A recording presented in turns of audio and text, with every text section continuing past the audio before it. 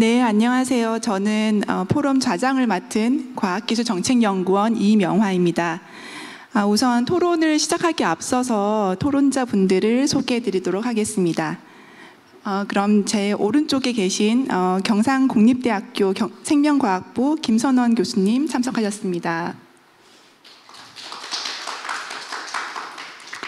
네, 다음은 인하대학교 생명공학과 임형규 교수님 참석하셨습니다. 네, 다음은 한국생명공학연구원 합성생물학연구센터 이대희 센터장님께서 참석하셨습니다. 네, 다음은 바이오니아 나노바이오 사업부 김재하 부사장님 참석하셨습니다. 네, 다음은 한국생명과학연구원 제도연구팀 김현수 팀장님께서 참석하셨습니다.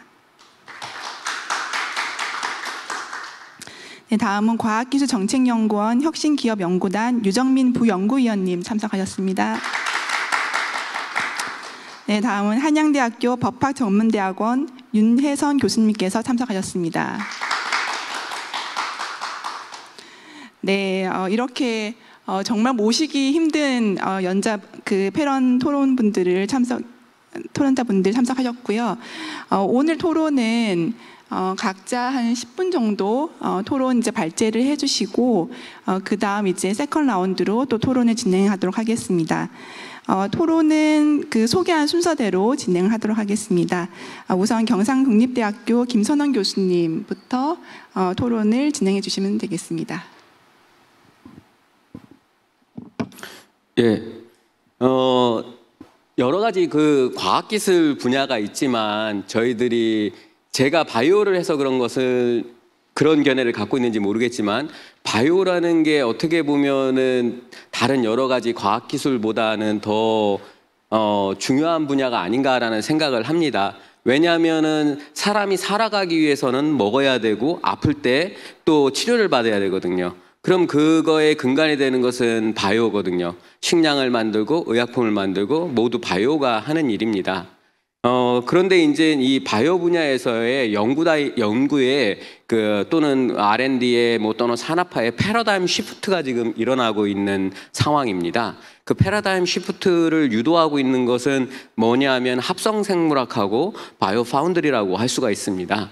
그래서 앞에 이제 발제자분들도 발표해 주신 분들도 말씀을 해 주셨지만 우리가 이제 기존 바이오에 엔지니어링 개념을 도입을 해서 R&D의 효율화를 향상시키는 것, 이게 합성생물학입니다. 그리고 난 다음에 여기에 바이오 파운드리가 도입을 됨으로써 어떤 R&D의 가속화를 유도하는 것입니다. 그래서 기존의 바이오의 R&D의 효율화와 가속화를 유도하는 이 합성생물학과 바이오 파운드리에 우리가 지금서부터 관심을 갖고 집중 지원하지 않으면은 앞으로 굉장한 바이오 분야에서의 기술 격차가 발생할 거고, 이것은 앞에 이제 안보와 산업에 대해서 말씀해 주셨지만 우리 안보와 산업에 대해서 굉장히 큰 치명적인 위험을 초래할 수 있다고 저는 생각을 하고 있습니다. 그래서 이제 뒤에 분들도 계속 이제 발제자분들도 얘기하시겠지만 그 의견 나오는 거에 따라서 또 제 의견을 또 말씀드리도록 하겠습니다. 네, 감사합니다. 교수님께서는 합성생물학의 패러다임 전환의 관점에서 합성생물학이 얼마나 의미가 있는지를 말씀을 해주셨고요. 다음은 인하대학교 임형규 교수님께서 발제 부탁드리겠습니다. 네, 안녕하십니까. 저는 인하대학교 생명공학과 임현규 교수라고 합니다. 제가 저를 이제 오늘 이 좋은 자리에 토론자로 이렇게 초청을 해주셔서 너무 감사드리고, 또 제가 이제 곰곰이 생각을 해보다가 토론자로 참석하시는 교수님들, 또 학계 그리고 또 정책 쪽에서 연구를 하고 계시는 토론자님들을 보니까 저에게 뭔가 이런 미션이 있는 게 아닌가 하고 이제 생각이 들어서 곰곰이 생각을 해보다가 저는 이제 올해 3월에 미국에서 연구를 하다가 이제 막 교수로 부임을 한 이제 조교수로 이제 새롭게 한국에서의 저만의 연구를 이제 펼쳐야 하는 그런 상황에 놓이게 되었는데요. 그래서 미국에서 주로 이런 실제로 바이오 파운드리에서 DBTL 사이클을 각종 그런 장비, 오토메이티드된 장비들을 활용을 하고 그렇게 균주를 개발을 하다가 이제 한국에 와서 이제 저만의 연구를 이제 새롭게 시작을 해야 되는 그런 환경에 놓여져 있습니다. 그런 측면에서 이런 제가 연구하고 있던 분야인 합성 생물학이 이렇게 많은 관심을 받고 있다는 것에 대해서 일단은 뿌듯하지만 한편으로는 아직 그 미국에서 겪었던 그런 인프라들과 또 현재 우리나라의 현실과 비교를 해봤을 때 이제 거기서 해왔던 실험들을 이제 당장 물론 제가 이제 신진 연구자이기 때문에 이제 처음 이제 저만의 연구실을 만들어야 되는 상황이긴 그런 특수한 상황이기는 하지만 그런 거를 종합적으로 고려해 보더라 하더라도 미국에서 연구하고 있는 스케일과 그런 인프라와 비교를 해본다면 한국이 약간 많이 뒤처져 있다고 지금 생각을 하고 있습니다. 그래서 앞으로 정부나 또 산업 그리고 아카데미 학계에서 이렇게 공통적으로 열심히 노력을 해서 우리나라의 그 전 세계적으로 중요한 글로벌 문제들을 해결해 나가는데 우리나라가 리딩할 수 있으면 좋지 않나 그렇게 생각을 하고 있습니다. 네, 오늘 토론 열심히 참여하겠습니다. 네, 감사합니다. 그 임영규 교수님께서 말씀하셨듯이 그 미국에서 오랫동안 합성생물학 연구를 하시고 이제 한국에서 이제 연구를 이제 교수로 부임하시고 한국의 어떤 연구의 현실 이런 것들을 막 느끼고 계시는 상황이실 것 같은데요. 그런 부분들을 또 앞으로도 더 설명을 더 하실 것 같습니다. 그 다음은 한국생명과학연구원 이대희 센터장님께서 발제해 주시면 되겠습니다. 네, 안녕하세요. 한국생명과학연구원 합성생물학연구센터에서 근무하고 있는 이대희입니다. 저는 사실 연구자이기 때문에 합성생물학 기술 개발에만 이제 열심히 치중을 해서 그동안 생활을 해왔다고 하면은 사실 작년부터 제가 합성생물학 기술 영향 평가 그리고 올해도 이제 바이오 기술 영향 평가를 참여를 하고 있는데 연구자이면서 동시에 이런 대중의 인식이라든지 그러니까 사회적인 수용성 그리고 정책 뭐 이런 것들이 이게 연구와 동떨어져 있지 않구나라는 거를 좀 절실하게 느낀 작년과 올해라고 생각이 들고요. 그런 자리의 연속선상에 오늘 좀 있다고 생각이 들었습니다. 그리고 오늘 굉장히 좋은 앞에 발제를 해주셔가지고 저도 좀 생각을 많이 하게 됐는데 사실 이제 그 정일영 본부장님 발표를 듣고 정리된 내용을 들으면서 제가 하나 조금 더 플러스 알파로 추가하고 싶었던 거는 합성생물학에 대한 교육의 부재예요. 그러니까 계속 아이잼을 강조하셨는데 아이잼이 결국에는 대학교와 대학원에서 지도교수님과 합성생물학을 전공하고 연구하는 그런 연구자들 커뮤니티로 시작이 된 거잖아요. 그런데 이게 교육과 연결되어 있지 않은 아이잼은 사실은 거의 불가해요. 왜냐하면 자격 조건도 정해져 있고 이렇기 때문에. 근데 하지만 국내 합성생물학 디파트먼트가 전혀 없죠. 그리고 2012년에 영국에서 합성생물학 로드맵을 만들었을 때 저희 연구원에서 2013년에 합성생물학 연구 조직을 만들었어요.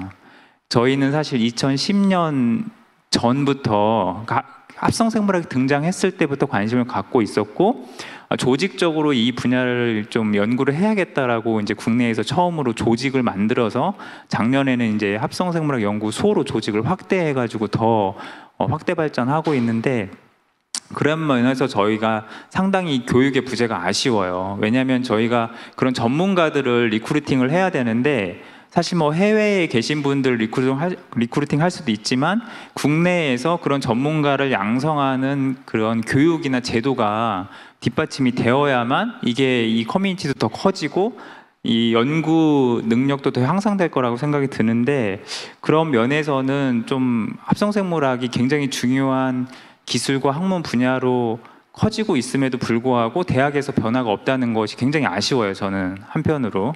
그리고 뭐 일부 이제 합성생물학을 연구하시는 교수님들이 계셔서 합성생물학의 부분적인 교육을 진행하고 연구도 하시지만 조금 더 체계적으로 합성생물학에 대한 그 교육적인 투자가 정부나 정책 차원에서 이루어졌으면 이게 아까 말씀하셨던 그런 아쉬움이 좀 더 보완되지 않을까라는 생각을 합니다. 그래서 오늘 저도 좀 아까 발제를 들으면서 여러 가지 그 메모를 좀 해놓은 게 있는데 관련된 주제가 나오면 제 생각에 대해서 적극적으로 말씀을 드리도록 하겠습니다. 네, 여기까지 하겠습니다.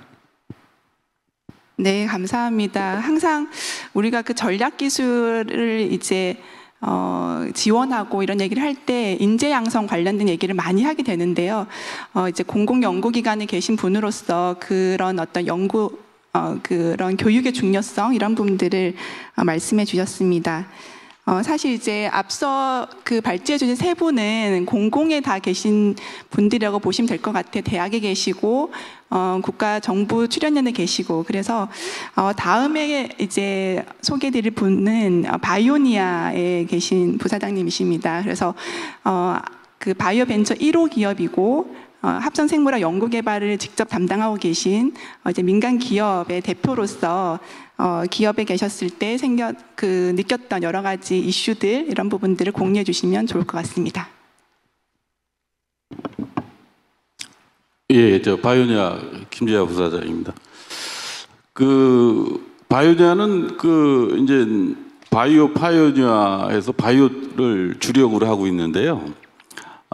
특히 유전자 쪽을 메인 아이템으로 하고 있는 회사고요.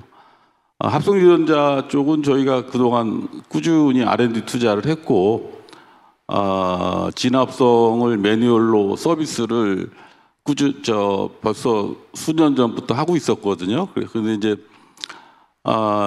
주문자 그 진합성 또 자동화된 파운드리 센터를 바이오 파운드리 센터를 저희가 설비 투자를 지금 하고 있고요. 내년 초에 개소식을 할 예정입니다. 그래서 여기 원장님도 시간이 되시면 개소식에 한번 방문해 주셨으면 감사드리겠습니다. 그래서 진합성은 사실은 사실 유저가 1KB 정도를 주문하면 저희가 가격이 한 50만 원 되거든요. 근데 기수로 비싸지는데요. 10KB 정도 되면은 한 1,000만 원 합니다. 예, 저희가 15KB까지 지금 생산 기술을 완료했고요.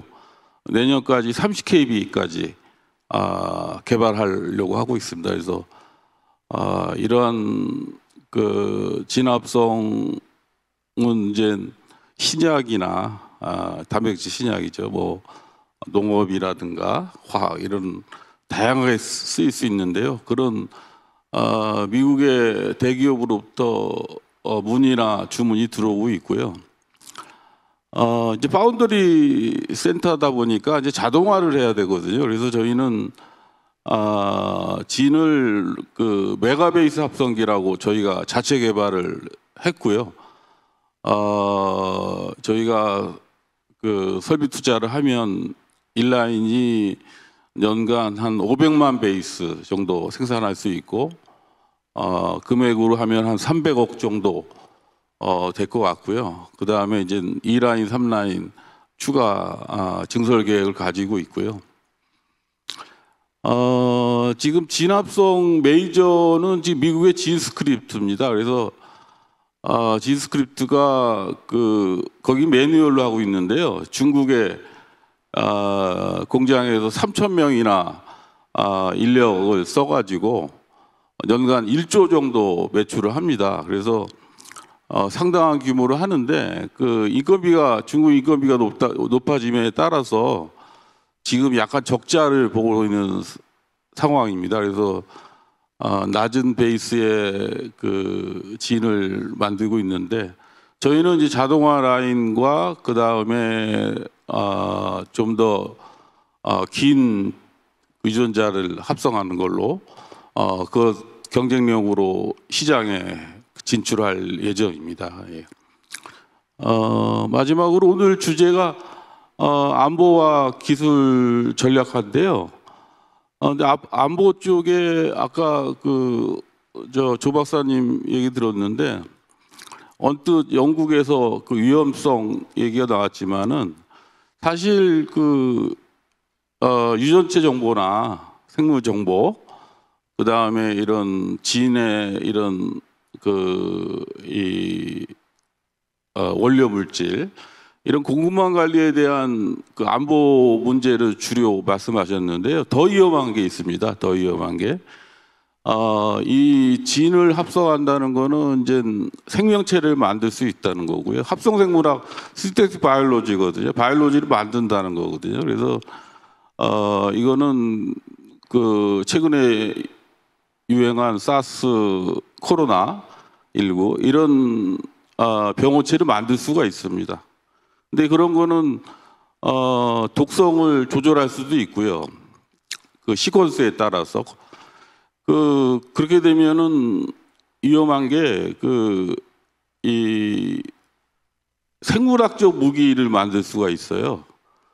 그러면은 생물학적 그 바이러스를 만들고 백신을 가지고 있는 나라가 이 살포를 하면 자기 군사는 백신을 맞고 그 무서운 그 생물학 무기이기 때문에 미국, 중국, 러시아 다 연구하고 있는데요. 이러한 거에 대해서 그 법적 규제나 그다음에 제도가 필요할 걸로 생각됩니다. 그래서 합성된 진을 유전자를 인간의 이롭게 긍정적인 쪽은 권장하지만 해가 되는 그런 시퀀스는 그 규제를 해야지. 그렇지 않으면은 굉장히 위험하거든요. 요새 뭐 여기 임 교수님도 있지만은 실험실에서도 그 신텍틱 바이올로지를 할 수가 있어요 지금. 예. 진만 있으면. 예. 그래서 앞으로 그런 부분에 있어서 안보 문제에서 그런 이 생물학적 테러, 생물학적 전쟁 이런 데 무기가 되지 않는 거를 또 일반인이나 그 적성 국가로 넘어가지 않게 규제가 있어야 되지 않을까 그렇게 생각됩니다. 예, 감사합니다. 네, 감사합니다. 그 부사장님께서는 진합성 그리고 자동화 관련된 이제 기업의 전략 부분을 말씀하셨고, 그리고 안보 관련돼서 사실 이제 듀얼 유즈라고 하죠. 이제 기술이 아주 좋은 곳에 잘 활용되는 가능성이 있는 반면에 또 이제 무기화될 수 있는 그런 가능성에 대해서 위험을 다시 한번 좀 제기해 주셨습니다. 다음은 한국생명공학연구원 김현수 팀장님께서 발제해 주시면 되겠습니다. 네, 안녕하십니까. 소개받은 한국생명공학연구원 국가생명공학정책연구센터 김현수입니다. 합성생물학이 장차 인류에 막대한 영향을 미치는 것을 이제 염두했을 때 이제 우리는 어떤 것을 준비하고 또는 이제 생각해야 되냐라는 부분을 좀 고민을 한번 해봤습니다. 그 측면에서 흔히 이제 기술정책산업제도라는 이런 다양한 필라 안에는 각각의 세부 이슈들이 있을 것 같아요. 근데 저는 오늘 혁신과 제도라는 공지나 그리고 표준 중심으로 한번 말씀을 좀 드려보겠습니다. 합성생물학에 대한 기술과 산업을 육성하기 위한 정책 그리고 사업 기획도 현재 진행 중에 있고 이 또한 이제 중요합니다. 인문사회 분야를 백그라운드로 가진 제가 봤을 때는 사실 합성생물학 분야나 지식을 보다 더 쉽고 또는 정확하게 전달하는 이런 소통이 또 중요하다라고 좀 생각이 듭니다. 그 부분에서 과학기술계는 은유라는 표현을 좀 많이 쓰고는 있는데요. 그 은유를 통해서 대중과의 소통을 손쉽게 전달하고 있는 상황입니다. 은유는 크게 두 가지 영역으로 구분이 됩니다. 목표 영역과 이제 정보 영역으로 구분이 되는데요. 우선 목표 영역은 새롭게 알리고 싶은 개념을 이제 목표 영역으로 하고 정보 영역은 우리가 일상에서 친숙한 개념들을 이제 정보 영역이라고 합니다. 이 부분을 이들 간의 매핑을 통해서 이제 일반인들에게 전달을 하고 있습니다. 그래서 그런 효과는 흔히 일반인들이 이제 사고와 이제 추론에도 큰 영향을 주고 있는 상황입니다. 이제 바이오는 흔히 이제 책에 많이 비유를 하고 있습니다. 그래서 전사, 번역 이런 형태로 좀 설명을 하고 있고 합성생물은 기계, 공학으로 이제 설명이 되고 있습니다. 최근에는 유전자 가입 기술에 관련된 급격한 이 발전은 또 편집이라는 개념들이 일반화되고 또는 이를 통해서 읽기의 시대에서 쓰기의 시대로 바이오 패러다임이 변화하고 있다라고 하는 또 주장도 하고 있습니다. 여전히 이제 상당한 불확실성이나 기술적 한계가 분명히 있음에도 불구하고 우리는 마치 컴퓨터나 자동차를 다루듯 생명체를 자유롭고 잘 만들 수 있는 게 아니냐라는 부분이 저도 모르게 일반인들에게 인식을 주고 있는 게 아닌가라는 하는 어떤 조심함이 좀 생기고 있는 상황입니다. 기술의 혁신과 급진적인 변화는 우리 사회의 변화를 이제 야기시키고 이 때문에 연구자와 이해관계자가 신중한 경계와 책임 있는 자세와 행동이 이제 요구되기도 합니다. 그렇다고 제가 합성생물 연구개발에 있어서 지금의 법제도 체계가 이대로 관리돼야 된다고 이렇게 주장은 하지는 않습니다. 2000년대에 만들어졌던 가르테나 의정서 채택 당시에 유전자 변형 생물체는 유전자를 한두 개 이제 삽입하거나 그 기능을 없앴던 것이었다면 지금의 합성생물학은 유전자 수에는 제한이 없고 또는 원하는 유전 정보를 데이터로 명확하게 확인한 후에 합성하는 것으로 엄밀히 말하자면 우리가 알고 있는 유전자 생물체는 아닌 상황입니다. 새로운 산물이라고 볼 수 있는 것입니다. 새로운 혁신이 우리 사회에 잘 착근하기 위해서는 시의적절한 법제도가 필요합니다. 시대 변화를 제대로 수용하지 못하거나 기존 틀에 변화 없이 그대로 유지한다면 기술과 산업 물론 사회 전 분야에 걸쳐 체계적이고 효율적인 발전은 사실 기대하기 어렵습니다. 이러한 변화 속에서 선진국은 어떠한 법체계를 만들고 또는 변화를 주고 있는지를 좀 살펴볼 필요가 있는데요. 영국은 이 점에서 상당히 발빠르게 행동하고 있습니다. 올해 3월경에 유전자 기술법을 제정해서 유전자 기술을 적용한 동식물을 정밀 육종 생물체로 정의하고 이 GMO로 관리할 필요가 없다. GMO로 관리할 과학적 근거를 발견하지 못했다라는 대국민 공청회 논의 결과를 바탕으로 보다 비례적이고 과학적인 조치의 결과물로 해당 법률을 제정하고 현재 시행하고 있습니다. 미국의 또 상을 보면 흔히 반도체 과학법이라는 내용을 알고 계실 겁니다. 작년 여름경에 제정이 되었는데요. 기술안보, 공급망, 패권 경제에 있어서도 상대방을 공격할 수 있고 또는 자국의 보호를 할 수 있는 흔히 통합법, 종합법이라고 할 수 있는 이 법 제4장에 보면 합성생물학을 지원에 관한 조항들이 구체적으로 명시되어 있습니다.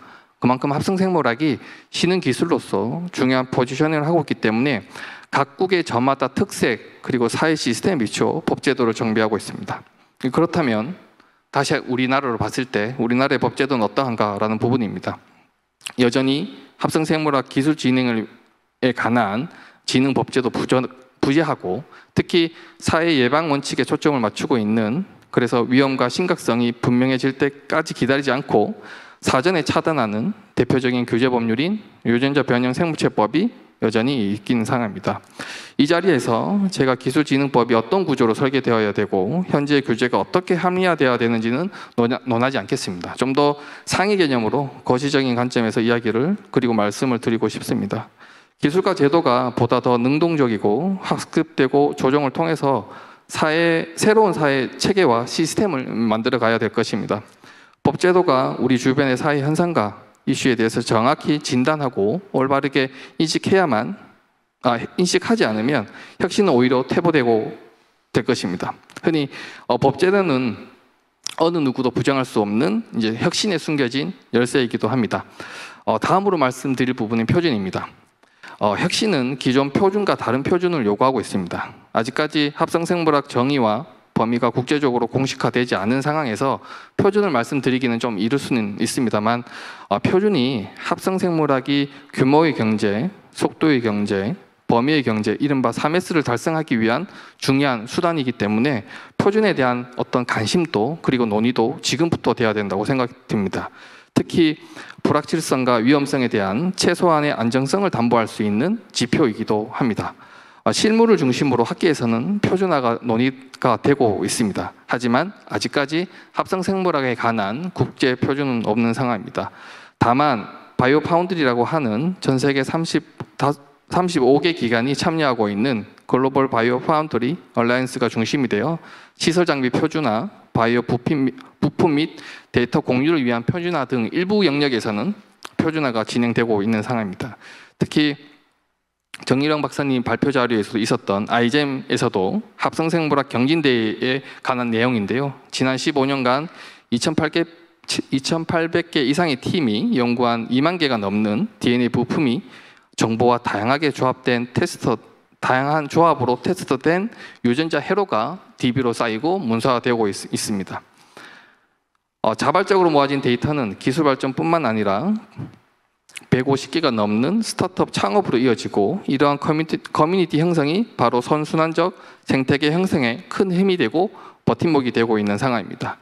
특히 표준은 불확실성이 다분한 합성생물학에 대한 최소한의 안전을 담보할 수 있는 방안으로 우리가 알고 있는 규제과학과도 연결할 수 있는 부분입니다. 새롭고 더 복잡한 구조와 기능으로 생성하기 위해서는 바이오 부품에 관한 다양한 구성을 할 수 있고 더 큰 시스템으로 만들고 통합되고 상호 운영할 수 있는 이 표준에 대한 관심과 연구가 진행되어야 할 것입니다. 마지막으로 한마디만 더 말씀 좀 드리려고 합니다. 이 합성생물학을 바라볼 때 이분법적인 사고, 즉 합성생물학이 위험하냐, 위험하지 않느냐라는 관점은 이제는 좀 지양했으면 합니다. 우리도 사실 아직 잘 모르는 합성생물학에 대한 객관적인 정보와 데이터가 사실 없는 상황인데요. 누가 어떻게 생산하고 관리 및 활용할지, 이를 통해 어떻게 그 위험성을 최소화하고 안정화시킬지, 흔히 기술 거버넌스라고 하는 이 부분에 대한 우리의 어떤 논의 방향을 좀 초점을 옮기고 제 토론을 마치도록 하겠습니다. 감사합니다. 네, 김현수 팀장님께서는 그 혁신과 제도의 공진화, 그리고 표준, 사회적 수용성, 이런 중요한 이슈들을 이제 폭넓게 다 커버를 해주셨고요.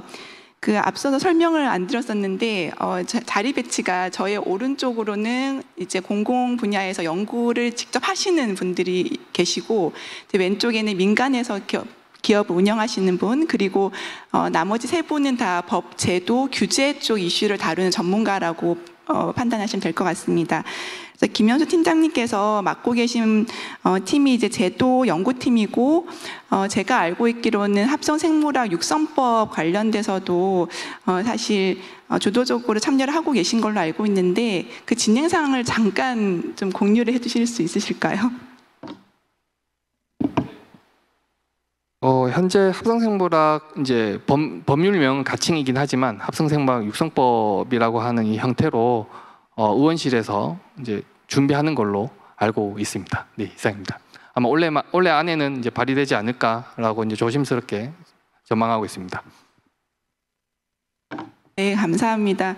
합성생물학 관련돼서 지난 12월에 있었던 그 이니셔티브 발표, 그리고 이제 앞으로 이제 진행될 합성생물 육성법, 그리고 기술 로드맵, 이렇게 정부 차원에서 굉장히 많은 정책들이 나오고 있는 상황이고요. 그런 어떤 이제 정부의 관심이 합성생물학에 모여 있는 그런 상황 속에서 우리는 법이나 제도, 규제, 이런 이슈들을 어떻게 풀어나가야 될까, 그리고 사회적 수용성까지 포함해서 그런 부분들을 이제 유정민 박사님께서 조금 소개해 주시면 좋을 것 같습니다.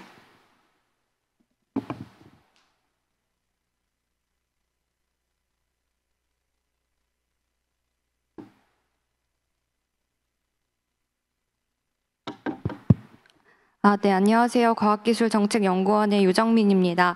일단 오늘 발제와 토론을 통해서 많이 배웠고요.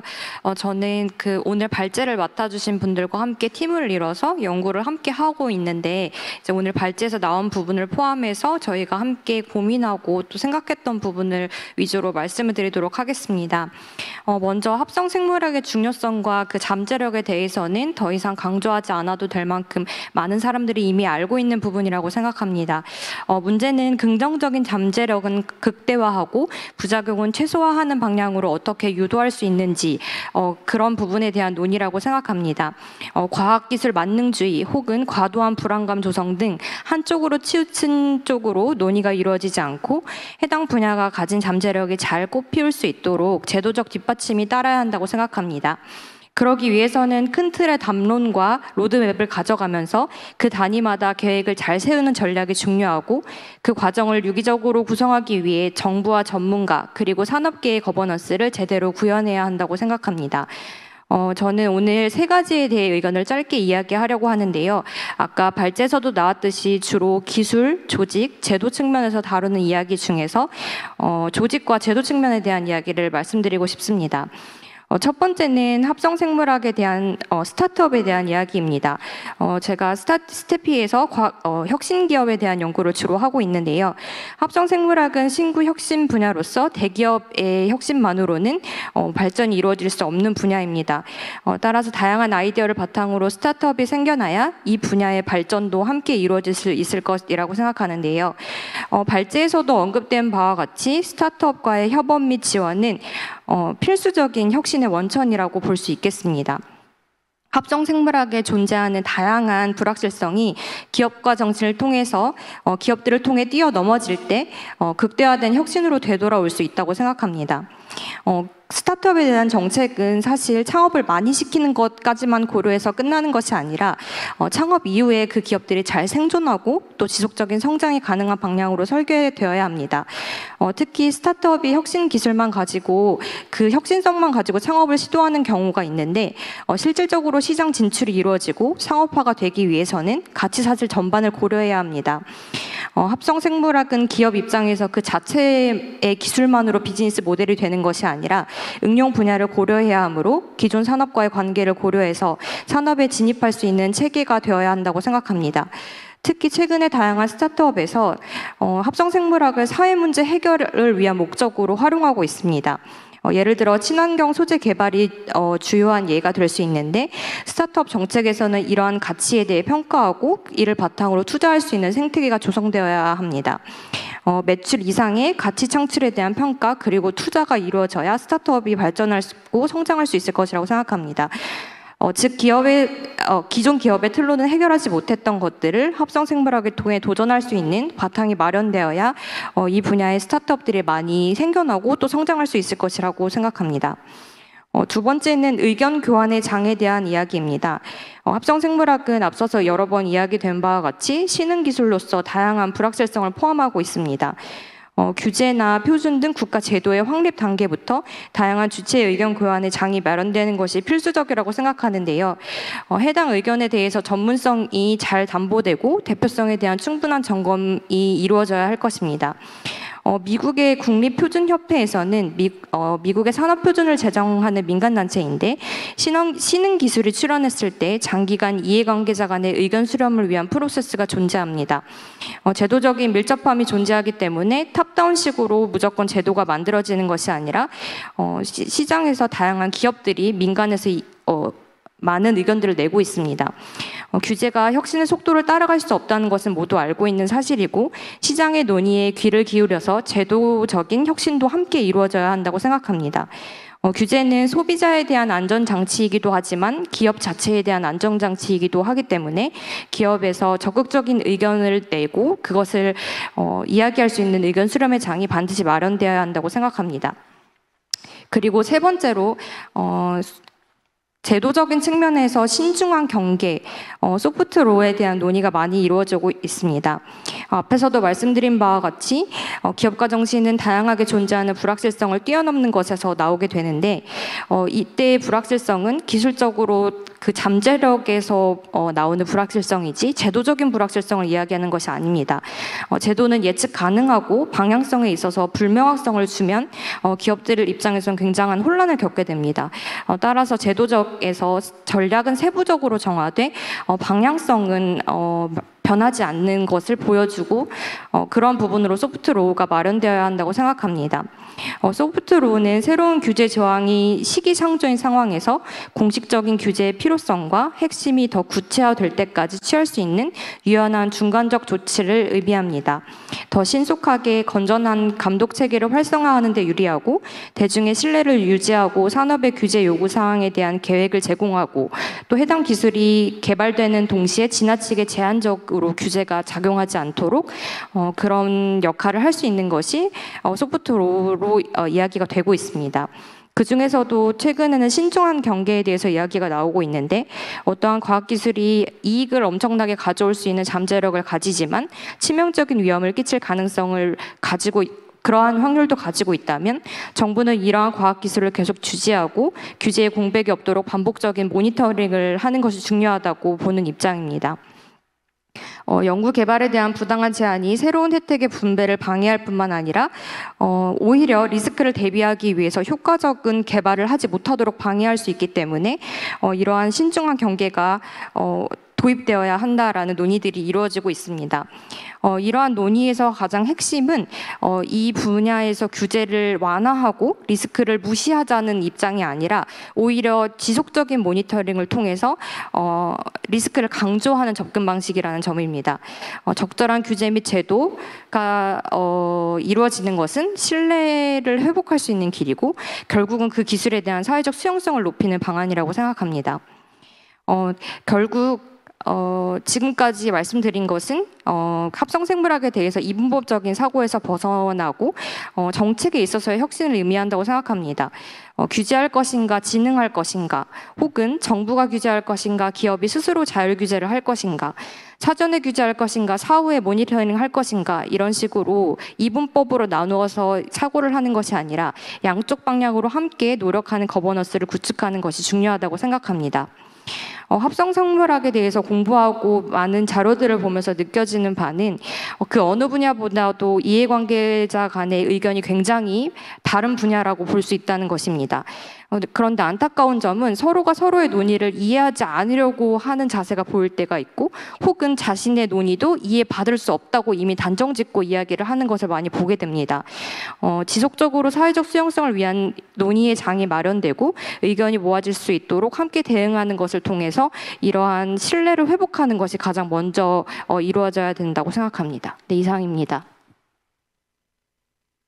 네, 감사합니다. 유정민 박사님께서는 그 스타트업 지원의 중요성 그리고 제도 형성 과정에서 이해 당사자들의 어떤 참여의 중요성 그리고 예측 가능성이라는 관점에서 이게 소프트로를 어떻게 활용해야 될지 그리고 신중한 경계를 위해서 모니터링이 중요하다는 점을 다시 한번 강조를 해주셨습니다. 마지막 이제 토론자이신데요.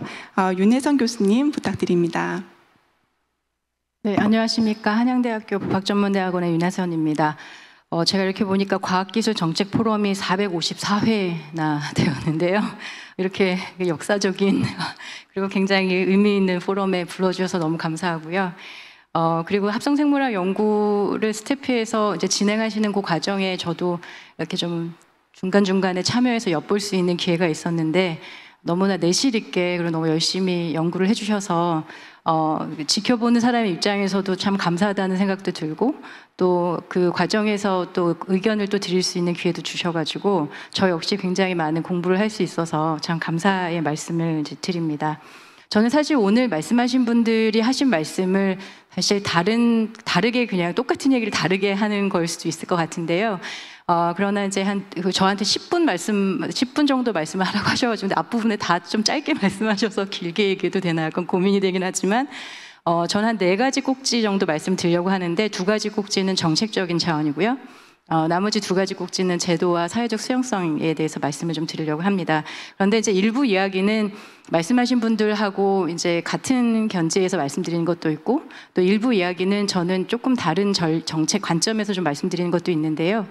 저는 이제 과학기술과 관련된 규제 이론, 규제 입법, 규제 정책을 주로 연구를 하고 있고 최근에는 뭐 데이터 인공지능, 뭐 SMR 같은 원자력 분야, 바이오 분야 이쪽 연구를 하고 있는데 연구를 하다 보니까 이제 그 실무에 계신 분들, 다양한 분들을 만나게 되는데 이게 이제 책으로 보는 거 하고 또 현장하고 굉장히 괴리가 있어서 제 생각이 좀 많이 이렇게 발전이 되고 있습니다. 그래서 아마 지금 말씀하신 내용 중에는 우리가 이제 이론적으로 아는 것들이 있다면 이걸 정말 구현할 때, 그러니까 제가 또 이렇게 법안을 만든 이런 작업들을 하다 보니까 실제 이제 구현을 할 때는 또 다른 이해관계들이 좀 그러니까 그 고려 사항들이 우리가 한번 함께 이제 수기를 해야 되는 것 같아서 이제 그런 관점에서 이제 말씀을 드리려고 합니다.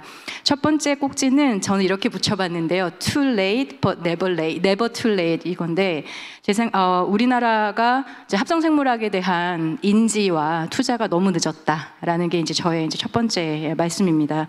사실 합성생물학이 21세기에 21세기를 이제 주도하는 기술이 될 거라는 실제 그 세계적인 발표는 2012년도 세계 경제 포럼에서 이미 지적된 바 있습니다. 그 21년도 세계 경제 포럼에서는 21세기를 움직이는 기술 1위로 인포메틱스, 그러니까 지금 생각하면 이제 인공지능, 데이터, 뭐 사물 인터넷 관련 디지털 기술이라고 이해하시면 될 것 같고요.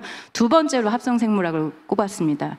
그러니까 지금 그게 이제 11년 전인데요. 11년 전에 그 월드 이코노미 포럼에서 합성생물학을 이 두 번째 중요한 기술로 꼽았음에도 불구하고 우리나라의 연구가 사실 이렇게 폭넓게 이루어지지 않았다라는 점은 좀 굉장히 안타까운 상황이다라는 것이고요.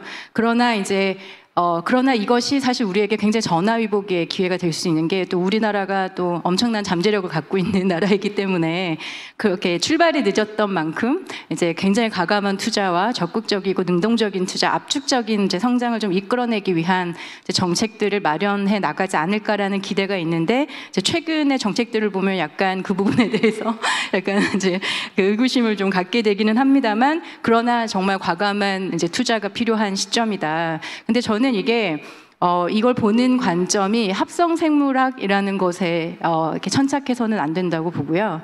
이제 바이오 경제에 대한 그 폭넓은 이해가 필요한 것 같습니다. 이제 지금까지는 우리가 여전히 디지털 전환, 디지털 심화를 얘기하고는 있지만 이것이 가져올 가장 제가 보기엔 가장 획기적인 경제적 패러다임의 변화는 바이오 경제로의 변화라고 이제 생각을 하고 있고요. 바이오 경제가 우리가 지금 잘 인식하고 있지는 못하지만 이게 정말로 실현이 된다고 하면 제조 기반의 이제 혁신이 그러니까 근본적인 변화가 가져오기 때문에 그간 우리나라의 그 산업적인 경제 기반의 근간이 바뀔 수 있다. 근데 그것이 이제 합성생물학으로부터 시작된다라고 저는 이제 생각하고 있습니다. 따라서 기술력뿐만 아니라 인프라, 그다음에 연구개발 패러다임 등에 대한 변화를 위해서 촉진하기 위해서 정말 과감한 투자가 지금 필요한 시점이라고 이제 저는 생각을 하고요. 다만 이러한 투자가 특히 이제 정치권에 계신 분들이 보시기에 낭비되고 있는 것이 아니냐, 또 국민들이 보시기에도 이게 낭비되고 있는 것이 아니냐 이런 인식을 불식시키기 위해서 반드시 우리가 하고 있는 게 투자라는 것을 객관적으로 이제 알리기 위한 이제 관련 지표를 개발하거나 아니면 성과에 대해서 이제 알릴 수 있는 그런 방법론을 개발해야 되기 때문에 사회과학 연구가 반드시 병행돼야 된다고 생각을 합니다. 그리고 또한 이제 인력 양성이 굉장히 이제 중요한 이슈인데요. 이 부분에 대해서는 나중에 또 기회가 되면 말씀드리도록 하고, 그다음에 이제 제도와 사회적 수용성 연구에 대해서는 조금 이따가 말씀드리도록 하겠습니다. 근데 어쨌든 제 생각에는 지금 현재 우리나라는 이 합성기술학과 관련돼서 기술 경쟁력을 확보하는 게 매우 중요한 상황이고요. 물론 합성생물학을 어떻게 볼 것이냐에 따라 뭐 지금 하고 있는 모든 바이오가 다 합성생물학 아니야? 이렇게 생각하실 수도 있지만 정말 우리 뭐 바이오 파운드리에 기반한 합성생물학이라고 본다고 한다면 그렇다면 우리는 사실 제 생각에는 그걸 하는 기업이 몇 개 있을 수는 있어도 산업 자체는 존재하지 않는 상황이기 때문에 굉장히 많은 이제 그 지원이 필요하고요. 산업을 만드는 그러한 이제 그 정책 지원이 굉장히 필요한 상황이고, 이제 산업을 만드는 것뿐만 아니라 우리가 항상 못하는 것 중에 하나가 우리나라는 공급 위주의 투자는 굉장히 많이 해왔고 국가적인 지원을 많이 해왔는데 그럼 이렇게 과감하게 전폭적인 지원을 하게 되면 사실 성과가 나와야 되는데 그럼 바이오 합성생물학과 관련된 수요 창출, 시장을 확대하는 문제가 함께 고려가 이제 돼야 된다는 점을 좀 말씀을 드리고 싶습니다. 두 번째는 제가 혹시 말을 너무 많이 하면 끊어주세요. 두 번째는 이제 제가 이렇게 이름을 붙이기는 도메인의 특수성에 대한 이해가 필요하다. 이제 이런 말씀을 좀 드리고 싶은데요. 아마 이제 제가 좀 늦게 와서 우리 그 첫 번째 그 조원선 부연구위원님의 발표를 이제 못 들었는데 다만 미리 좀 발제문을 보내주셔서 제가 공부를 할 수 있었습니다. 미리 감사를 드리고요. 이제 안보 이야기가 이제 나오고 있습니다. 근데 이제 사실 안보는요, 우리 아까 그 바이오니아의 김재하 부사장님도 말씀하셨습니다만 그 안에 굉장히 다양한 층위와 내용이 있습니다.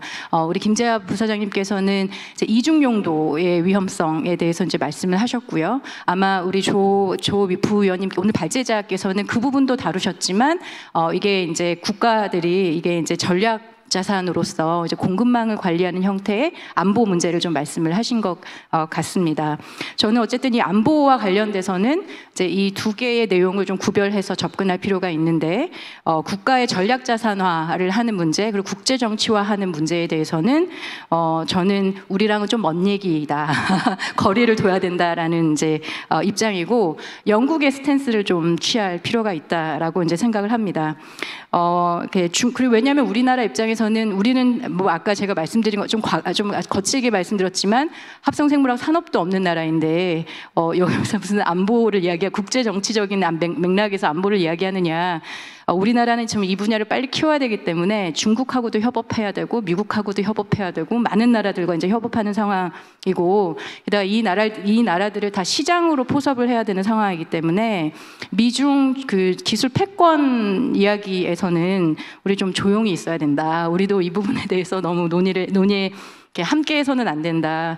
그리고 저는 기술을 이제 국제 정치화해서는 좀 안 된다고 보는 사람 중에 이제 하나이고요. 이제 그런 측면에서 이제 일단 그 안보 오늘 굉장히 중요한 주제 중에 하나였던 것 같은데 그 부분에 대해서는 저는 거리두기를 좀 해야 되겠다라는 게 첫 번째 입장이고 두 번째는 사실 이게 아까 제가 이 도메인의 특수성을 이해하셔야 된다고 했는데 바이오 분야에서 과연 안보 전략이 먹힐까? 물론 그 무기 이중 용도의 관점에서는 안보가 필요합니다. 그건 너무나 중요하고요. 이미 국제 협약이 존재하고 다양한 수출 통제 규제가 존재합니다. 그러나 이제 합성 생물학을 촉진을 해서 바이오 경제를 만든다는 관점에서 봤을 때는 이 바이오라는 분야의 이 도메인의 특수성이 굉장히 이해가 필요한데요. 바이오는 사실 정보가 부족한 영역입니다. 지금도 데이터를 어떻게 확보하느냐가 굉장히 중요하다고 생각하고 이 데이터가 국가의 전략 자산이 될 거라고 이렇게 보고 계시지만 사실 이 바이오 분야를 잘 이해하기 위해서는 더 많은 데이터가 공유돼야 되고 지식으로 만들어야 되고 지식이 공유돼야 됩니다. 거기에 이 합성생물학 분야는 디지털 기술이 이제 접목이 되고 있는데 인공지능 기술을 어떻게 잘 활용할 것이냐, 사물 인터넷을 어떻게 잘 활용할 것이냐, 데이터를 어떻게 잘 활용할 것이냐까지 접목되기 때문에 사실 이게 과연 클로즈된 환경에서 이걸 잘할 수 있을까? 저는 그렇게 잘할 수 있다고 보고 있지는 않고요. 더더군다나 이제 바이오의 그런 그 바이오 자체가 가지는 특수성 그리고 불확실성 때문에 오픈과 공유 생태계가 지속될 가능성이 굉장히 저는 이제 높다고 보고 있습니다. 그래서 실제 안보는 국제 정치의 맥락에서 이제 그 선언적이고 어떻게 보면 제가 보기엔 미국이랑 중국이 이제 좀 공허한 캐치프레이즈로 얘기하고 있는 것에 불과하고 제 생각에 밑단에서는 현실에서는 오픈 생태계, 공유 생태계가 이제 지속될 가능성이 있습니다. 그러나 여전히 데이터와 실물 소재를 국가 자산화하는 것은 중요한 이제 정책적 이슈로 존재할 수밖에 없고요. 그것이 이제 국가의 자산이 될 수밖에는 없습니다. 근데 이제 제가 보는 것은 근데 그것은 거래가 가능한 영역이다. 그러니까 거래가 가능하고 이제 다만 이제 우리가 이 부분에서 이제 추진해야 되는 정책은 우리가 협상력이 부족할 수는 있습니다. 그러니까 공유는 할 수 있지만 그걸 얼마에 받아올 것이냐, 이건 좀 다른 얘기인데요. 이제 이 거래에서 협상력이 만약에 부족하다면 이 협상력을 보완할 수 있는 지원을 국가가 어떻게 해야 될 것이냐, 이 전략을 이제 저는 만들면 된다고 생각을 하고요. 따라서 안보는 사실 공급망의 문제인데 제 생각에 합성생물학의 영역에서는 적어도 우리나라에서는 공급망의 문제가 아니고, 공급망은 사실 돈 주면 다 주기 때문에 공급망의 문제가 아니고 수요망을 확보하는 게 사실 우리나라에서는 훨씬 더 중요한 지금 상황이다라고 이제 생각을 하고, 근데 이걸 잘 하기 위해서는 이제 세부 도메인에 대한, 그러니까 이 바이오 영역이 굉장히 넓기 때문에요. 우리는 현재 레드바이오 쪽에 굉장히 많은 국가 투자가 이루어지고 있는데, 레드 위에도 그린, 뭐 화이트 이런 영역, 뭐 블루 이런 영역에 대한 이제 그 이해가 굉장히 필수적이라고 저는 생각을 합니다. 왜냐하면 우리나라는 그 격차가 굉장히 크고요. 그리고 산업마다 너무나 다릅니다.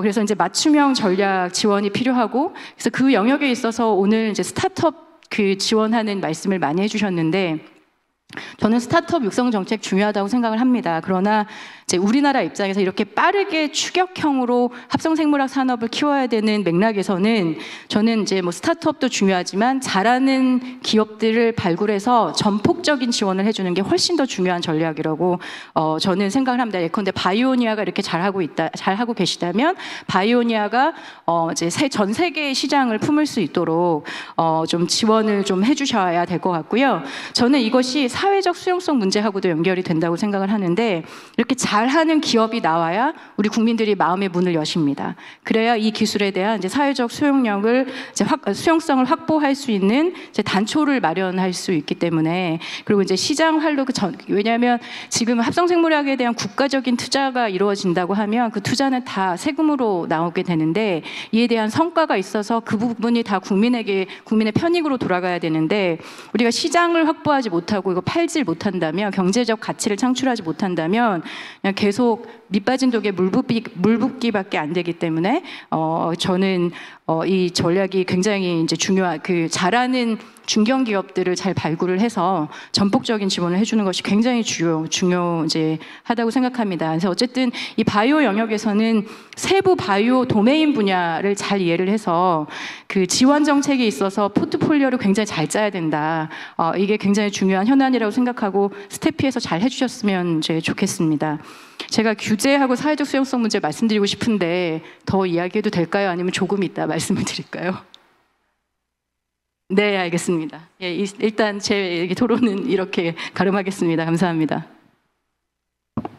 네, 윤예선 교수님께서 굉장히 중요한 이슈들을 많이 얘기해 주셨고 이게 세컨 라운드에도 연결이 될 것 같은데요. 그러니까 이제 투자의 중요성, 과감한 투자의 중요성, 뭐 사회과학을 포함해서 합성생물학 관련된 학문의 중요성을 얘기해 주셨고 도메인의 특수성, 그래서 전략 자산화하는 부분도 굉장히 중요하지만 아직 우리의 어떤 현황을 봤을 때 오픈 생태계를 형성하는 것이 더 중요하다 이런 얘기를 하셨고요. 그리고 이제 스타트업에 대한 광범위한 지원보다 어떻게 보면 좀 전략적, 선택적 집중 지원 이런 부분이 더 효율적일 것 같다 이런 얘기를 해주셨습니다. 사실 이제 이렇게 토론을 진행하면서 세컨 라운드 시간이 확보가 안 될까봐 좀 걱정을 했는데요. 앞서서 이제 간략하게 말씀을 해주셔가지고 세컨 라운드는 한 40분 정도 시간이 있어서 조금 충분하게 토론이 될 수 있을 것 같습니다. 두 번째 그 토론 주제는 사실 오늘 저희 토론 행사에 어떻게 보면 가장 핵심적인 주제라고 볼 수 있는데요. 제목이 있는 것처럼 하나의 길, 두 가지 조건. 그러니까 우리 모두가 합성생물학을 이제 육성하고 싶고 발전시키고 싶다는 부분은 분명히 정해져 있는데 어떻게 가야 될까? 이 부분이 이제 저희 스태피에서 두 가지 어떻게 보면 방향이라고 이제 설정을 해 놓은 상황입니다. 그래서 첫 번째는 이제 기술 안보 관련된 이제 조원선 박사님께서 발제해 주셨던 그런 여러 가지 글로벌 상황들을 고려했을 때 우리가 필요한 어떤 안보적인 그런 어떤 전략들이 있을 수 있겠고요. 두 번째는 그 정일영 본부장님께서 말씀하셨던 산업 생태계를 형성하는 부분, 이런 부분으로 크게 나누어 봤을 때 우리는 현재 어떤 상황이 있고 어떤 방향으로 가야 될 것인가, 무엇이 더 중요할 것인가, 두 개가 뭐 다 중요하다고 할 수 있겠지만 세부적으로 어떤 부분에서는 좀 더 이제 보안이라든지 기술 안보라든지 이런 부분을 좀 조심해야 될 것 같고 또 어떤 부분에서는 좀 더 이제 산업 생태계를 확장하는 그런 어떤 저변을 넓히는 그런 전략이 유효할 수 있을 것 같은데요. 그런 부분에 대해서 말씀을 해주시면 좋을 것 같습니다. 앞서서 이제 바이오니아 김재하 부사장님께서 말씀하셨던 그런 어떤 이중 용도 이런 부분도 더 이제 고민을 해주시면 좋을 것 같고, 그리고 윤혜선 교수님께서 이제 얘기하셨던 여러 가지 그런 전략적인 어떤 방향성 이런 차원에서 좀 더 깊이 있는 토론을 좀 진행을 해보도록 하겠습니다. 사실 이거는 그 순서대로 진행을 하기보다는 아마 요 주제에 대해서 좀 더 이제 얘기를 많이 하고 싶은 분들 순서로 진행을 좀 하려고 하고요. 이건 좀 자유롭게 진행을 하도록 하겠습니다. 혹시 네, 지금 김선원 교수님께서 눈을 마주쳐서 가지고 먼저 순서를 드리도록 하겠습니다. 이 토론을 하면서 역시 이과와 문과의 차이가 확실히 난다라는 것을 알았습니다. 이과는 무슨 질문이 오면 단답형으로 대답을 하거든요. 그래서 저는 이거를 어떻게 90분을 채우지, 그런데 우리 이 문과 쪽에 계신 분들이 잘 채워주셔서 감사하고, 특히 윤혜선 교수님이 자꾸 그만할까요? 아니 더 해도 되는데 이러면서 그래서 저희 이과 같은 경우에는 아무래도 그 문장의 해동력도 좀 떨어집니다. 그래서 처음에 이 주제를 받고 하나의 길 두 가지 조건, 이게 뭐지? 하나의 길이라는 건 뭐고 두 가지 조건은 뭐였지? 여기서 뭘 말하는 거야? 라고 했는데, 지금 이제 조금 제가 이해하는 게 맞는지 모르겠지만 하나의 길, 우리가 꼭 가야 되는 합성생물학의 길을 말하는 건지, 그리고 두 가지 조건이라는 것은 이 두 가지 조건이 충족됐을 때 우리가 합성생물학이라는 길을 반드시 가야 되는 건지, 이런 걸 의미하는 건지 모르겠어요. 그래서 두 가지 조건이라는 것은 어떤 전략기술에서의 안보, 위기에 대응, 뭐 이런 거고, 두 번째 조건이라는 것은 뭐 산업 생태계 확대, 이런 걸 말씀하시는 건가요? 예. 그러면은 일단 첫 번째 조건에 대해서 이제 말씀드리고, 저희들은 길게 말을 못하니까, 그리고 난 다음에 복잡하게 여러 가지 이슈를 한꺼번에 또 말을 못해요. 일단 첫 번째 이슈에 대해서만 말씀을 드리겠습니다. 그러니까 아까도 얘기했지만 바이오 기술의 중요성이라는 게 생존의 문제와 직결되어 있는 거거든요. 우리가 뭐 전자산업이 있습니다. 그래서 컴퓨터가 있고 스마트폰이 있는데 그건 없어도 생활의 불편함이지 생존의 문제는 아니거든요. 그러나 바이오 기술은 생존하고 관련되어 있는 거거든요. 그렇기 때문에 예를 든다면은 코로나19 우리가 겪어봤지만 새로운 신종 감염병이 나와서 팬데믹의 위기가 왔을 때 그때 이것을 해결해 줄 수 있는 게 뭐냐라는 거거든요. 그러고 난 다음에 우리가 지금 식량이 풍부한 것처럼 느껴지지만 갑자기 여러 가지 전쟁이나 또는 그 자연재해나 이런 거에서 갑자기 식량이 부족해질 수도 있는 거거든요. 그런 위기 상황에 대해서 어떻게 대응할 거냐라는 거거든요. 기존의 바이오 기술로 그것이 될 거냐라는 거예요. 위기라는 것은 뭐냐면은 우리가 예측하지 못했을 때 발생하는 상황을 우리가 위기라고 하는 거거든요. 그랬을 때는 위기에 대한 해결 방법은 신속한 대응이거든요. 신속한 대응을 가능하게 해주는 게 기존의 바이오 기술로 될까? 라는 저는 의문을 갖고 있습니다. 그것은 합성생물학, 아까도 얘기했지만 R&D를 효율화하고 가속화할 수 있는 합성생물학 아니면은 위기 대응은 어렵지 않을까라는 겁니다. 그래서 새로운 신종 감염병이었을 때 빠르게 백신을 개발해내고, 그리고 난 다음에 식량의 위기가 왔을 때 정말 빠른 대체 식량 자원을 만들어내고, 이런 것들이 결과적으로 합성생물학이 해야 되는 일 아닌가 라는 생각을 하고 있습니다. 그래서 뭐 평상시에 삼성전자나 TSMC가 갑입니다. 그죠? 예, 반도체 갖고 갑인데 위기 상황에 도착하면은 얘네들 을됩니다. 우리가 코로나19 때 봤지 않습니까? 삼성 이재용이 백신 구걸하러 돌아다니는 거, 그죠? 그와 같은 거라고 볼 수가 있습니다. 그래서 바이오 기술은 뭐 제가 바이오를 해서 그런 건 아니지만 생존하고 직결되어 있는 거기 때문에 훨씬 더 중요하다라고 말씀을 드리겠습니다. 예, 길게 얘기 못해서 죄송합니다. 네, 교수님께서 사실 저희 코로나 때 그런 논의들을 많이 했었는데요. 보건안보, 생명안보 이런 관점에서 바이오가 얼마나 중요한가 이런 부분들을 많이 논의를 했었는데 그 부분을 다시 강조를 해주신 것 같습니다. 그리고 이제 안보 관점에서 이제 조금 더 부연 설명을 드리면 사실 이제 지난주에 그 OECD 총회가 있었는데요. 총회 때 그런 논의들이 있었어요. 그러니까 오픈 사이언스, 우리가 연구하고 있는 것들을 자유롭게 뭐 해외 연구자들과 같이 나누고 공유하고 이런 이제 오픈 사이언스가 얼마나 중요한지 수년 동안 OECD 차원에서 굉장히 많이 강조를 해왔었는데, 그것과 반대로 최근에 나타나고 있는 여러 가지 미중 패권 경쟁 이런 것 때문에 기술 안보, 기술 그런 주권 이런 것들이 강조가 되면서 정말 완벽한 오픈이 중요한가? 그게 가능한가? 이런 논의들이 다시 벌어지기 시작했어요. 그래서 오픈 사이언스와 그에 대비되는 개념으로서 기술 안보라는 부분들이 사실 글로벌 차원에서도 굉장히 많이 사실은 논의가 되고 있는 상황이거든요. 그런 차원에서 이제 오늘 토론도 우리가 어떤 부분은 좀 잘 지켜내서 우리가 표준도 이제 제정하고 특허도 내고 하면서 우리의 어떤 그 자산화할 수 있는 그런 부분이 있을 수 있고, 또 반대로 우리는 아직까지 초창기이기 때문에 좀 더 많은 어떤 그런 오픈된 그런 어떤 이제 연구 성과의 공유, 이제 국제 공동 연구 이런 것들이 더 중요하다라고 볼 수도 있을 것 같습니다. 그래서 그런 관점에서 또 연구 현장에 계신 분들, 그리고 제도를 연구하시는 분들, 그리고 이제 기업에서 이제 그런 관점에서 어떻게 생각하시는지 의견을 주시면 좋을 것 같고요. 네, 순서대로 하지 않겠다고 말씀드렸지만 이명규 교수님께서 다시 또 손을 드셨습니다. 네, 부탁드립니다. 네. 문과 분들께서 또 말씀을 너무 많이 준비해 오셔가지고 또 이과에서 뭔가 또 밸런스를 맞춰야 할 것 같아서 또 뭔가 의무감이 들어서 언급을 좀 몇 가지 이야기를 좀 드리고 싶은데요. 정유령 본부장님 그 발표 중에 우리가 합성생물학을 육성을 할 때 또 그 합성생물학이 다루고 있는 여러 디비전에 대해서 맞춤형으로 우리가 진행을 할 필요가 있다고 그렇게 언급을 해주신 게 제 기억에 남습니다. 흔히 이제 합성생물, 우리나라는 특히 또 레드바이오텍을 특히 강조를 많이 하고 있는데, 그거는 이 직전에 우리가 겪었던 코로나 때문에 그런 것이 아닌가 이렇게 생각이 들고요. 그런 레드바이오 쪽의 합성생물학은 이건 당연히 국가의 그 엄청난 고유 기술이고, 또 이게 당연히 그 일종의 무기화처럼 이렇게 충분히 될 수 있다고 생각을 합니다.